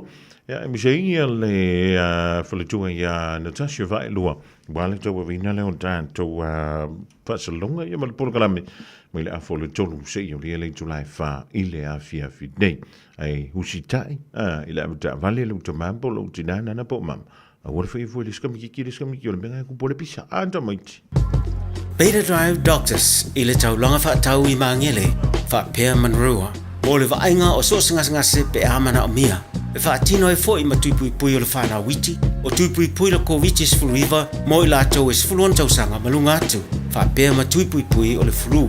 Ala au telefoni, 255-25 mo so wanoe whaatino ai nei au nanga. O fisa whama I maangele I taftafane o McDonald. Aman rewa I taftafane o Whaletusi po le Public Library. Peter Drive Doctors Clinics. Whai mea alofa I ainga maua I Samoa, e ala I whaatawina o se hotel ta alofa voucher. E mawhai ona whaongaina mo aso ta ua whailongaina. E pei o aso whanau, whaipoiponga, pe whai malolonga mo ta whawhau ai whaiungo vai aso. Whaatau e oi New Zealand nei, ai piki e lau ainga I Samoa. Tanga I ane I le pacific40.com/hotel. Ma whaatau nei loa. Pe vala au I le o lua tasi, o valu tolu tolu, lua lua lua tolu. O lua tasi, o valu tolu tolu, lua lua lua tolu. Talofa o au o leilani. Mātou tena rofo whaatasi malau to o lua, le mawha naumana I o mātua. O te pala au I le Healthline pe a whaia langona le tino mai, e se tasi o I mātou. E le ai se totongi o le nei au o nanga, mai mawhai ona o tala noa se tau sima i mō fautuanga, tau soifua malonoina, ma wha matalanga i mea te tau ona whai. O te wala au iai ai le tinga ina seisio i mātou. E awa noi teimi uma, lua sul whai tū lao le aso, mo aso uma o le vai aso. E maua fo i le fesosoani mo se whaamatala upu, pe a whai o e fia tala noa i lau lawanga ngana, e lea i fo i se tutongi. Wala au loa le Healthline, i le o walu se lau, ono tasi tasi ono. Radio Samoa. Taslima i watolu amo. O lewa se antula tantu taimi as fultasi miru tabuta enele July tolu tu aila o ngai le ya woli na ya lo mafana fo I fantasy mele sunga ya Victor o le tutumla unanga le Thai World and Auto Limited e ona la lua I pe ona ya va telephone to Victor malo nga lua malo fa malos ya fatalo fato malanga fa lalu ya lauto fa sumanu malo la bon sai malo tawatai malo pun ngadu ya fatalo fa fo pa mo lungo sa mo ba futa mai tono mo se malawa lunga fa ta vale no ma na vanga venga ya fa de muro sa ya de wa va ku fa for karar kauri se ma ya pele la kim wa ma ya na tau ta ya wa ro pele la ko me ki mo ya ne tu la le uri ya malo le fa malo si malo fo ile fo yo fa ile ya wa uli ya Victor o a mai le tau mala unanga o a fu fa pito e pio le fanga solo ile nei vai so muli le masino ke topa ya first time on mata no fa euro se manu ya mata te tato pampe sini le ka tex a mantua e ono sene to e se pa pe utrosa e tato pambu o li batasi le o ruata la fa sulu o ka ko tisoro ta la fitu fa sene mantoro app por ka tex fly pai a point no kamanga scan to no tato fa lo e molo discount ono sene pa pe utro ta vale I tato pambu mata foi lo con kesi LPG fa foi pa pakio a inga evento refill dua sulfitu tala titongia ia matolo swafa ngata foi tato numero tu foi tono tato king pusa uma sa dia ia tanga va e foi si a vouta se tala I fa tu morosa ile tato pa pe sindi swafa man malo ia mo neva yaso ti sali o le ngona le o se email va ngai o le mo mai o swafa le sunga ya ti sale ia le famarina mo tato vouta se tala Uterosa I le tato pape sindi. Ia ngai me tato a whare sindia. Le tasi di matolo I Samaki Road. Whai matolo full service, transmission service. Le ngata o whalepe pola wain e lua sutala. Ia whea te whafonga lunga de radio Samoa. Li whina hoi tato ta avali. Mau tato lifi lua inisi, tolu inisi mau lunga. Mau tato pali lif, so sta avali lava li whina tato. O le Low Spring, tato snokoe au tafo ta avali, tato yut. Ia tato pupa sa po le Winspass foi mo tato ben a fa pena tau sue sa pupa si po sa Winspass lo fa ma sole tato oka fona tau no de last week ka le la vai sa maru tato pupa o ni misilo va no ia te man malo si volta e va tu ma to le volta e tu lo ta vari tato pam pe fata wina me nei ia ngata fa tato flares tato canopy tato refresh no ta vali pingi fale ve le tato refresh yo tamana le fatawi nei tato a farisinia ngata fole fale fo matoto no fa forusa a pena fale tonu I mori o sono ma sport no fa pena ia fai lava I tato farisinia ma tato scanner ngai mori kambe o so mari angel light ka inga angel light ia o le fuspa o ta vale e mo o malava tato scan pe scan lo ta vale tato farisinia ia lo fatawi ne fa matoto vale lo matoto ta vale wifi ngal venga ta vale fo o le SUV cars, to minivan, small car, hypercars. Ia ma tato piki up le o maua temine o fo winter, mal Hilux. Tau sanga a mata mai ele lua spuru, se pa le lua tolu. Tato piki up lo fatawinga temine a fa pena tau sue sau piki up. Umana lifi a fa ma le atu I paula po a martas. Lua spuru ma le lifi, lua inisi maulunga lifi. Ma le snoko umla fa pi ma pulpa. Au ni misiro no a fa pena tau sue sau a piki apu o man te ia apalai so ta vale tato fata vale paula mem na mia o la le sene ta vale tolu masinga pen steme le fai ngatu in so ta vale tuai e fa tau so ta vale fo I tato fata vale e molo cashback me ia matou a fa pe e fa kaunga piki apu e molo cashback so ta vale lava ta vale titi ta vale la po e molo cashback I le tato fata vale ia ale metelfoni o iva lu fitu fato o iva lu fitu fato o no mea telefoni e te wala u iai ia mo se so swani ia ngai me tato fat pau ia o le to atusi tasi fitu sfuru pecho o tawa mo to se ki me ku a mata ma se sulima o ka ko se ki me ke mo temene a mata ma se sulima le mo se mo si ta to se su tol pa su fa a le lawa ni se mala tu le val au mai a le na obia se su fa pa su tol ia mana tuo tata o se sta vale lava e a mata e sau lava pa o stock ia mata ma su tol ma su fa ia o tato vi me fa ta wina temene ia mata ma se sulima a le ta o tato le aftermarket a ia la mata ma se sulima si pa ele luas furu mai luas furu ai bunga tato se ki me kule fata wina temene i le tato fal pa ha pe si apalai vai aso tongi vai aso o le laisina ta vale todo masinga peste me ana le luas utala tongia i le vai aso i le seki vim mal pa a fa pe fa kar vim la kumal pa fo a fa pe fia tanga i mora vanda suma i malo ta vale se fita sa se ki me i le tato fal pa a fa tino fa fata vale fuila we alignment i le tato fal pa po fa tato fa de sinia fa ile poki la we alignment lo mo tato pa to tasi le marca to tasi to lu to lima to se pena va fa pete mana le peno le maxes ya le peno me tasi na lo mo temene i le tato fal pa ya ta vale neve aso le suki swift le menu fa pena to so ta vale menu lo mo tato suki swift to liva ta la pe mena va so le to ia fa pena to so sa ta vale menu ia lo mo ta vale menu le tato fata vale ia ala le tato finance fa nga temene e todo tato finance finance now the yes finance you car finance su valu masina interest fee to finance uma lavana to lo fa nga ina temene la petia palai ia tali fata to le si pay la fa pay le pay ma le risk ia va tura lo le pepare wins i tona tato fisa ava pete ma le windscope ia fatino i tona tato fisa e va tuma to le pepa ia palai le windscope ia le fai me o le wins i sui pa e fata vale meter foni o le o iva lo fitasi tol o iva lo fitasi tol o meter foni o mitasi fa sirialo sa mo se so swani fa taise manu mo no Maringi telenga wenga utoyo le ya so le sunga ia Victor wa vela voi ma fonga tambo moli o le tutumla ndanga ale tire world and auto limited sfulu valu midu chubuta ending to live tolu lo fa fanga solo peanta tunga wenga fa le ya tanto masini ya wala vela we dan to tanto fa solo longa fa malu do toi ile ni vaingo la ile tawa silofu ya o di vaingo la tanto tu e de galo polo kalambe la fo isa sia ya pole fo i tuli mantanga mo le fa now i se train ele toi ma while was pa to mai sui of wa onga ile fale ma sound mai mo tanto polo kalambe Radio Samoa Tasilima Ivatolu Amo Radio Samoa Tasilima Ivatolu Amo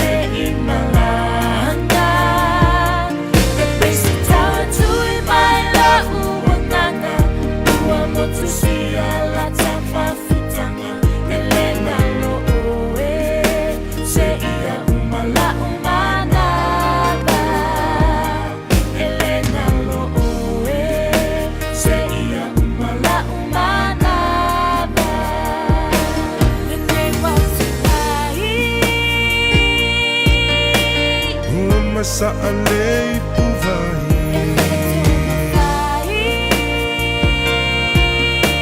Uma sa'alei puvai Ai sawia e alu e manuia lau malanga Ole a umufo a ua malama lama uala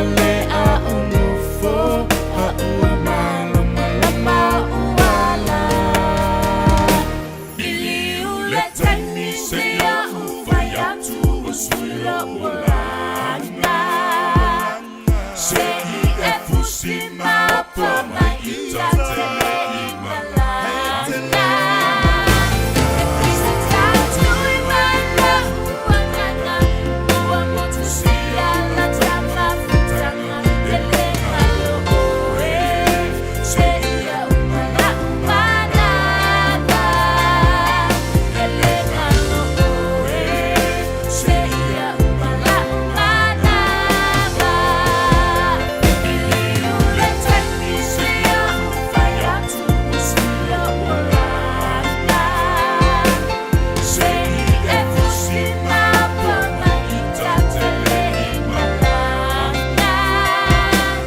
Krista tatu i mana uangana Ua motu sia la tama futanga Tele malo Radio Samoa. Taslima Ivatolu. Amo.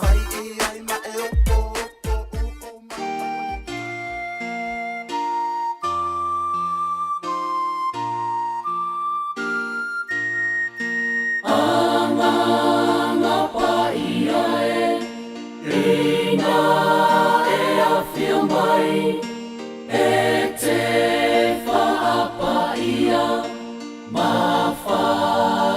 manuia a mato sauninga ma nei whatasinga a fia mai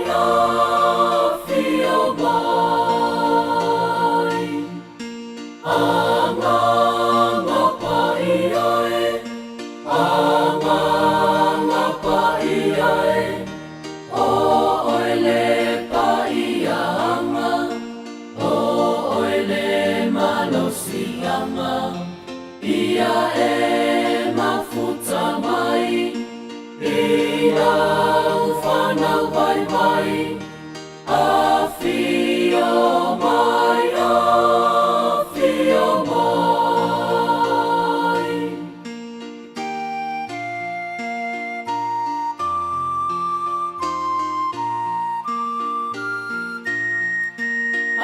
Anga pa ia ina a fia mai te whaapa ia au na nei Matou te amai ia whea we whai a fia mai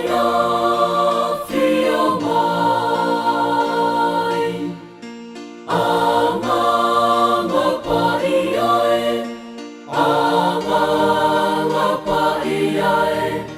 o oile pa ia anga o oile malosianga ia e mafuta mai ia ufana vai vai a fio mai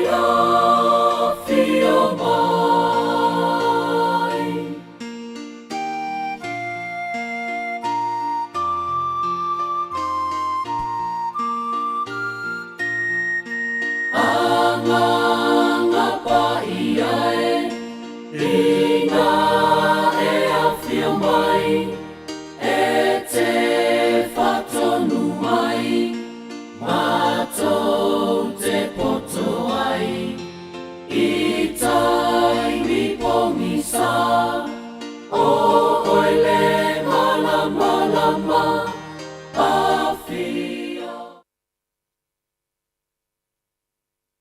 24 hours a day, 7 days a week. Radio Samoa streaming live on www.radiosamoa.co.nz.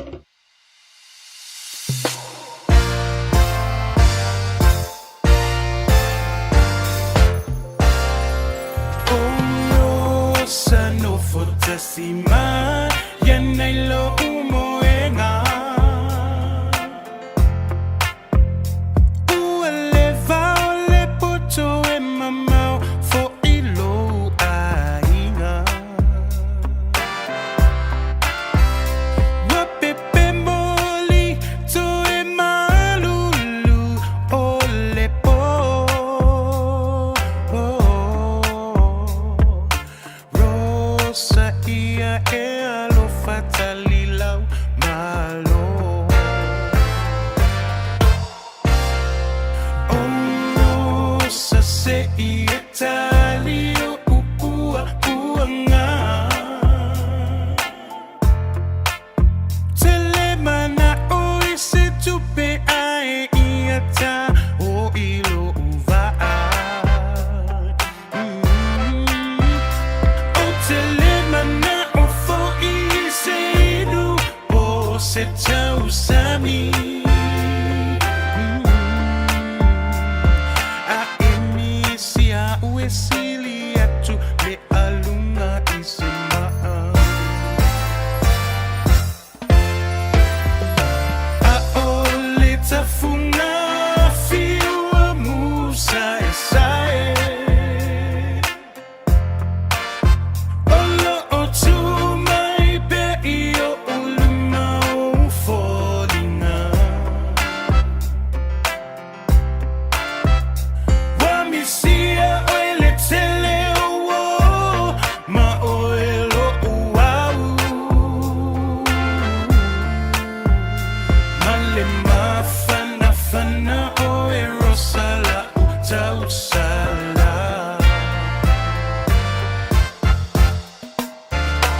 Ai mau mau pea na tu mau pea le lolo Male matango fio mea ima iyo taloto O uma fau faunga ia o e suiti pe o se hani Rosa Elena o una mawai ile mai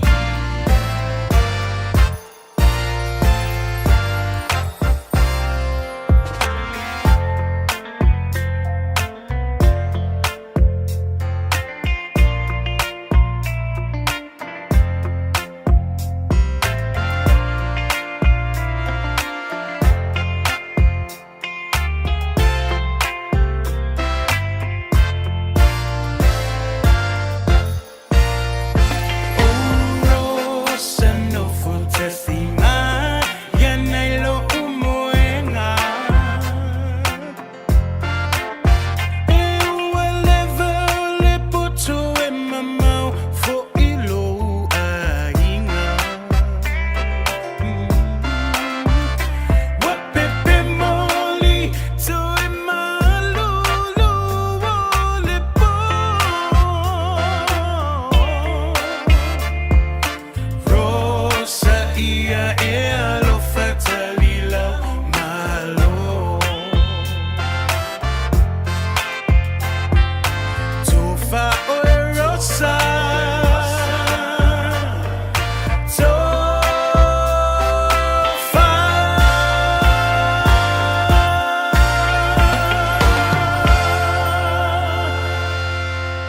24 hours a day, 7 days a week. Radio Samoa streaming live on www.radiosamoa.co.nz.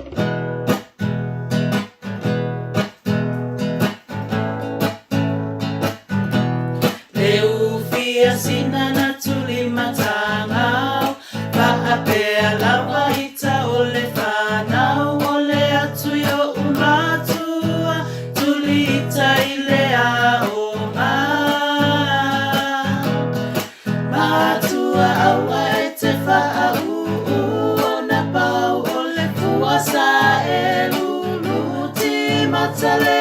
venga Aveia pisa molenu Sa asia eta fa asao Sa asia eta fa asao Atini pao Neolata ua uto Se ilolongo pea le fua male pao Ai se io talano amole aso Sa asia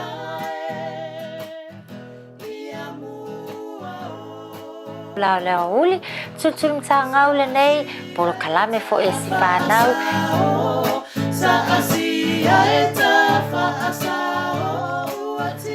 Te fatalo fatu fo ile nei fo itu la la uli la auto fa fonga ya mai se fo la auto mai mo mai ya la to fo yo mafai ona mafuta mai ile nei fo itu la la uli tutum tangau le nei polo kalame fo e si fanau nei fa pena fo no mato tal no faina mato pespesenga ia poi fai tau fo sa mato tu sile nei aso lunga la fo yo pe wol e ile nei tu la o la uli fa talo fa tuai la fe lava se tu ke lo pe lo e mo mai ai ia la mato polo kalame le nei male fanau ia le fa talo fa pizzo atu le ale tu matanga ia te auto malava lo to pa ia malo auto mamanu ai fa pizzo lava la fa talo fa ya onga itsa maiti ya onga malava mai se lava foi o tamaiti o fa pizzo ai ia le mato polo kalame nei le tultul matanga teina matama tultul matanga o te salitonu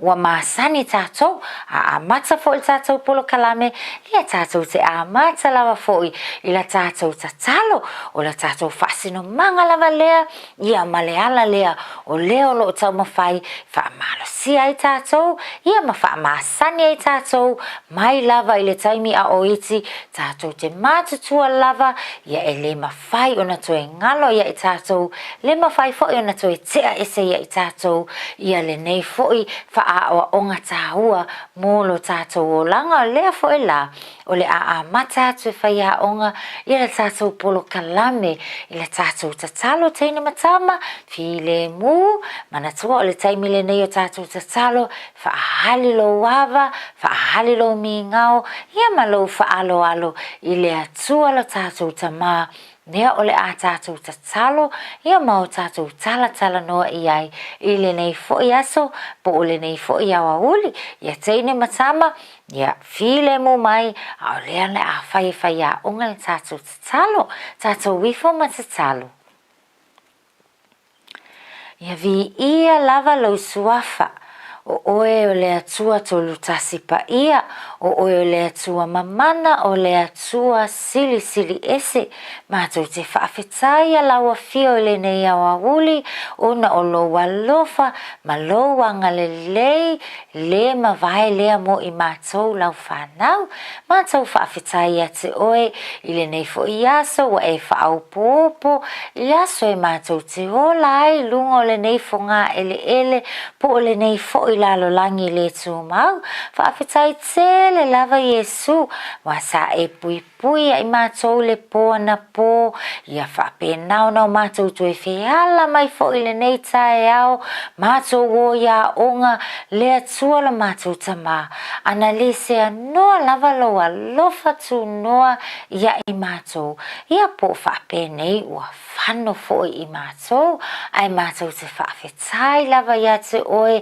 i loa lofa ma loa ngalelei ua mātou au lia mai aile nei tu lao le aso mātou te tali tonu lo mātou atua e tele lava foi ni whaafita uli e mawhaia nā whaina ai lo mātou wola ai o mātou whaafetai ma le loto fia ma le anganga mawalalo mātou te whaafetai ai a te oe lo mātou atua a wawa e tai mai lo mātou wola i le nei tu lao le aso mātou tatalo le atua ia i le nei aso a o mātou tala noa mātou te mana tua lava na yo mātou wo nisi o loo Iai whaanoanuanga ia o nisi fo'i wa le mawhai o na aulia mai le nei aso o nisi fo'i o loo iai i tino o loo maua i lātou le tino mai nea tua le mātou tamā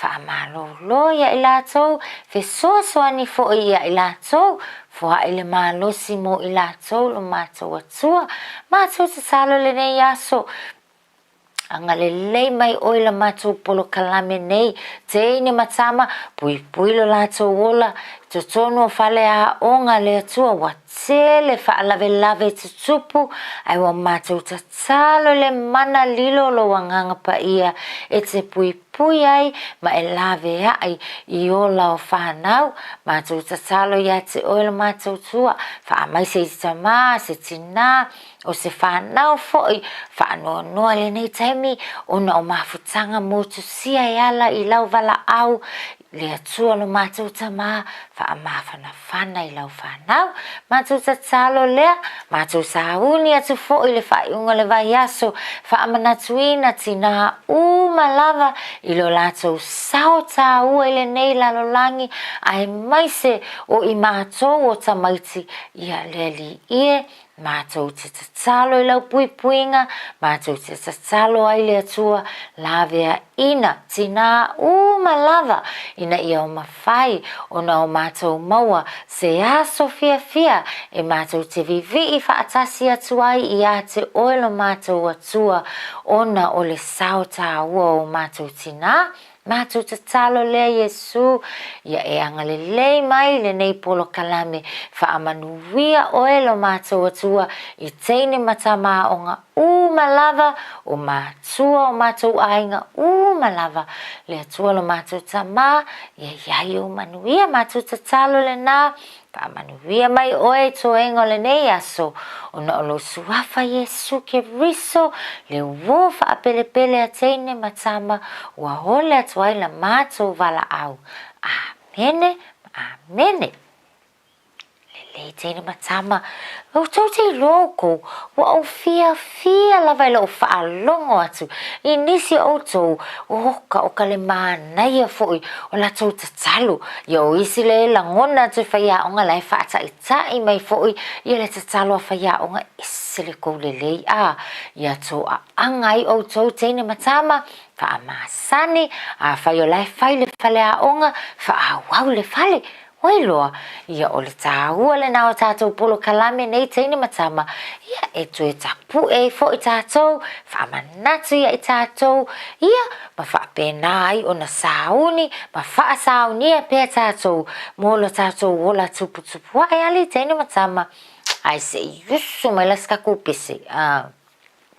Fia mana o fui fea ngosi yusu mas kako pese mangai ala foi ile nei aso au te langona la e piko au le aku leo ngai lo leo faya onga ia peila le leo le teine leo o miracle i o le mangai ia le leo le teine lea ia i o le isi teine o le isi o Trinity o le au le leo la to leo i o ia o le leo si o leo fale o polu o le leo o mua o le leo o sulu se vai o le tele yo wo faya onga o le au le yo la to leo le la usu fatasi le tato pisi le mata to faya onga ai ya langonga le ko faya onga le ko leo kangi manga ya manga e siena le tele mai foi ma siena i tato pisi ia lei ela le pese foi na le fai mai o le alofa o le atua e pei o se li o te le lava ia io ele ai se ngata anga lo na winga le ai se mea ngata mai ai le alofa o le atua e tato malava ia le au se fa tasela tato pese na matai fo tato polo kalame i le nei au uli ia le tolu fa le alofa o le atua pe o se li o tele e ta amilo lava le ai se muta anga le alofa o ke riso fai pea ele ngata walo famai o ia so umalava ia va ai kako pese mana ia le pese tatou le na tamaiti fai mai o le alofa le na o le atua ia tatou le ai se me ngata ai kusa fo ia pe falonga kaka ko fai aso tuaina no foi lunga le tai awe alu le onga ia fa kai yo mai fai aso ia tamamatina ai e alofa lava le atua ia tatou uma lava o le isi vaenga te ilo ai le alofa te leo le atua ia te oe mahau ia o le whao popo pe le atua o aso mo tatou e tatou te fia ai matamamatina i lunga o le nei lalolangi io i lo walangi le sika ia ui o le aso lua le nei ia ho o tu i le isa so ui fe wa ho mai le so lulu le alofa la le na o le atua ia e au mai le ola tatou mai le siaso ia ho o le siaso ia fa o popo fo le si tau sanga toa le 5 tau sanga toa le 3 tau sanga nisi foi o pepe fo lava le foi wa fa pena ona fa manuia inai le nei la lo langi le nei aso ia le leila le nala fa manuia to ai foi ia maso soifua maso fa na o tatou uma lava le wa fa manatu ile nei foi aso ai tamati mana tuana fa ia tu fa ia onga ananafi o le aso le nei ia male fa ai unga le nei vai aso o le tatou te pena tatou te sauni e fa manatu se tasi foi o aso fa apitoa lava i tonu o le olanga o le teine ma le tama Samoa ia le foi lawa tau tanga i mai ia wasui mai wa fai ma le pulo loto fa ia onga ia a wa foi o nisi ia va ainga o le ava ai foi ai oto i le aso sa i le au le leo te unga atina oka ioi o tina yo lato pulo au lele o lato la au lele ia o lato fasoa io e malato fasolo teina matama ia manatua la e iai fo le vaenga oi e fai i le asole le tatou te anga ia tu iai o tatonu o le manai ia tapenanga onga amata ioi tele wa onga amata ia laita pena uma na ia latou vaenga fo ia e fa manatu ai ia mafata ai fo ia latou i tonu onga amata ia la so le fa ngoi na tatou ia susa o le asusa o matou sawa o le asusa matou tina o le asusa o tina ia lelei o ai la o ko e lo fa mafia mau sista ia tina o kala wal mi kalo sia lava o to alo lo fa matou sista ia tamama tina awai le ai lava seisi mea e lo ai lo sista ia tamama tina nai lo fa long o le lei e winga nai lo ai lo walo fa ia tamama tina fa long o le lei oe o le ala vale fa tonunga e fai mai e tamama tina ia o le fa tonunga fo le na e ioe i ai oe ia ma fa tonu o na maua lo fia tina fa pe tina e se ka ile lei ke le se o kama e se lo fia se o kama lo sika ia ia io ai le o le taba va pai mai fai mai tina o ka fai onga va ai o wo fa ngo fo ia sieni le na nei le tai au wa fiu foi fa fango sieni a lai tangi foto moe wa lai sa no fo i le TV ia po lai sa no fo i le iPad ai o tota mai te lo mai fai onga a ko wa mionga fai le fale ia ai fa longo le mai lava la o le nei la aso le na fai onga tatu te sala no ai e winga i le taua o tina i tonu ainga lava tatou ia teine matsama io e fa fetai tatou i le atua mo tina le teine matsama tatou le ia tina ia e loa whaafetai le atua mō lo tina. Ea, whai lau tala ia Yesu, whaafetai lava Yesu mō lo tina. Whaafetai lava mō le mālo se se o tina. Io e wale tele mahano ano ai ngā luenga atina o le ai whaia mō tātou. Ea, mai lava le taimi lai tau ave mai tātou e tina i te tonolo na manawa. Ia, o la ia lea ina manuia tātou. Ia, au mai le ngā kaimi e tau le mo e tina. E si I whaapele-pele, I kalo whaise au kama. Whaapele-pele lava tātou e tina. Mai tātou le pō, ia e tau le moe fo tina. Ia e o lava I le au, ia e nofo I lunga tina, e whaatali-tali, po ua tai alu I lalo le whiwa o oe. Ea, whaatali-tali tina, po ua kai umalau kali. Wale tina masama. Melanga, awal fai aku tina ai fia failo fai aso. Wa e loa. Ia e fai atu tina ia te oe, whaalongo le lei oe, usi tai. Pau wale nao le mea lofa tāua e te ave mo tina.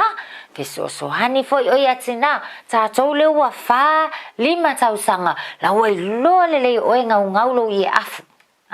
Hala loi le tae au, whaamafola le leile moenga, ngau le ie afu, ku ulola ia le lungolo moenga le nail fale. Awa tātou la ngā mata, tātou la le e o atu, whaile le malo longa le fale a onga oko, le popoko ia ngau ie afu, ai aho o mangi le fale, e whiutina e whai atu ai ke kangi, Alongo, ia o paule na o le sia unga luenga le le na te sosoani e tina ia ai aho o le tai o le susa.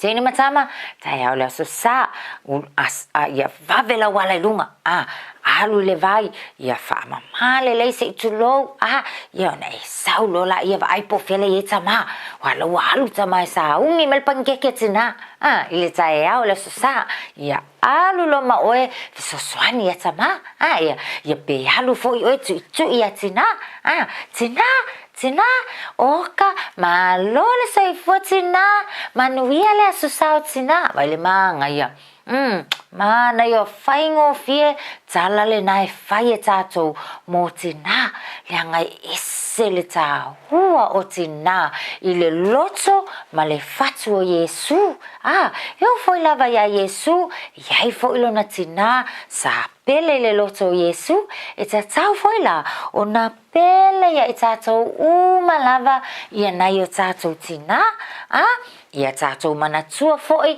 na ia tātou wo na ia tātou ahinga o na ia tātou teilai ua le mafuta mana ia tātou tina I le nei foi vai aso ia manatua e oe alu iai alu e opo whaaleleisi au wo ia mawhai e se tala fia ai aua foi le solo mo foi a kākou ia ngā whaati nā inga ia tātou wo lai o lo o whaanoa noa o nei le o mawhai o na mafuta mo lātou tina ia whaali oe le winga o le anga le lei vai winga mana nei ana ia o winga o le anga lofa o lo loto fesoa soani va ile mana naia o winga tau sili na o tātou e tātou o na whaahali a ia sili la o na whaahali a tātou I tina I le nei fo I vai aso e mai se la o le aso sa le o le aho I tātou le lotu o le loku ia e alu la ia le ke ngofo se o kei makua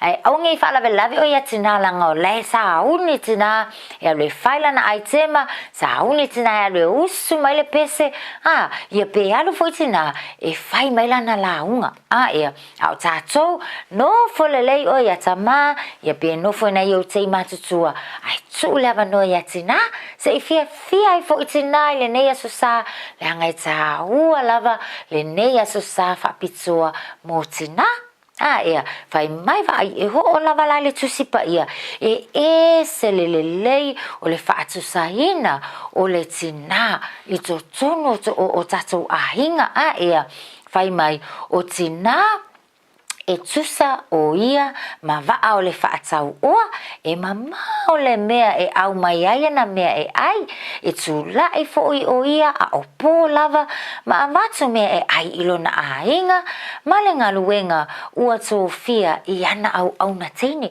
tau te ilola au tau le ngaluenga lea le isi ngaluenga lea tina le fai a so lava e ala po lunga tina tapena lau mea ai ia ele ngata tapena lau mea ai avele a onga tapena fo ele mea ai e tama pe afa apeo lai fai ngaluenga tama e tapena le mea ai e tama e anu matama ile ngaluenga ia uma na tu oe tu e sautina pe afa apeo le no fo le fale ia tu e tapena tu fo ka penga bale mea ai o le fiafi se vai o tau teini matama e le fai ngō fie e tele ngaluenga atina o lo faya e ta taula ia te oe ona e loto faafetai i atina mana tua fai tina faafetai lava mo mea lava tina o te alofa faapele ia te oe teini matama e hai lava nisi me tele pau lava iai loa e tina lo loto faafetai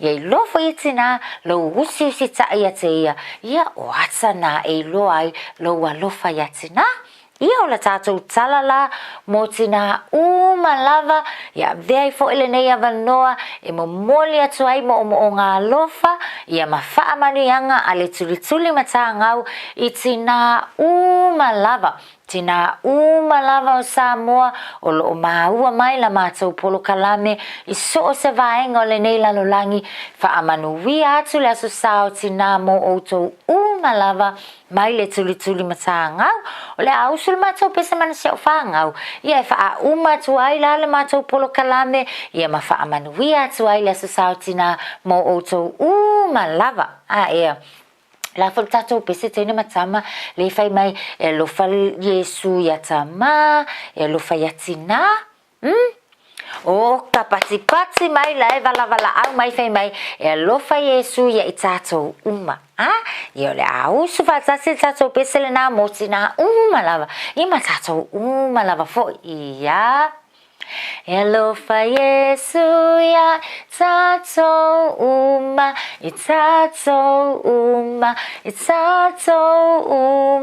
Elofa Yesu ya Elofa ya Elofa ya tama Elofa ya tina Letene matua male tamala ititi Elofa ya te oe Elofa ya te au Elofa ya itato Ia manuia le asosa o tina Ia tofa soifua Radio Samoa. Taslima ivatolu amo.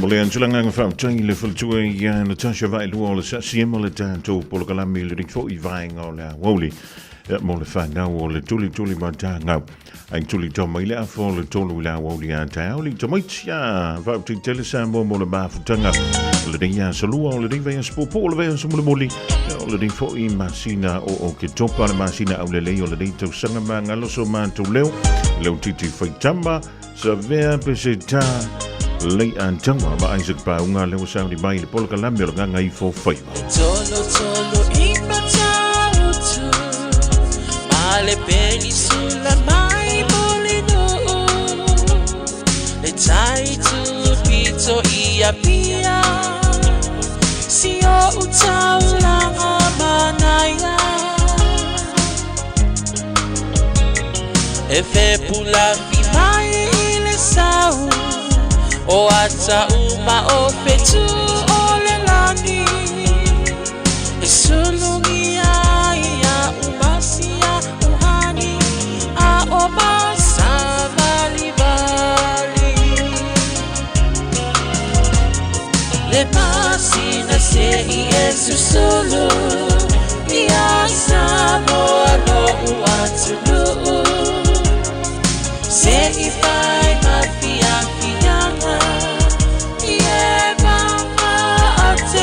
mataba Olo sisi vai mapepese matata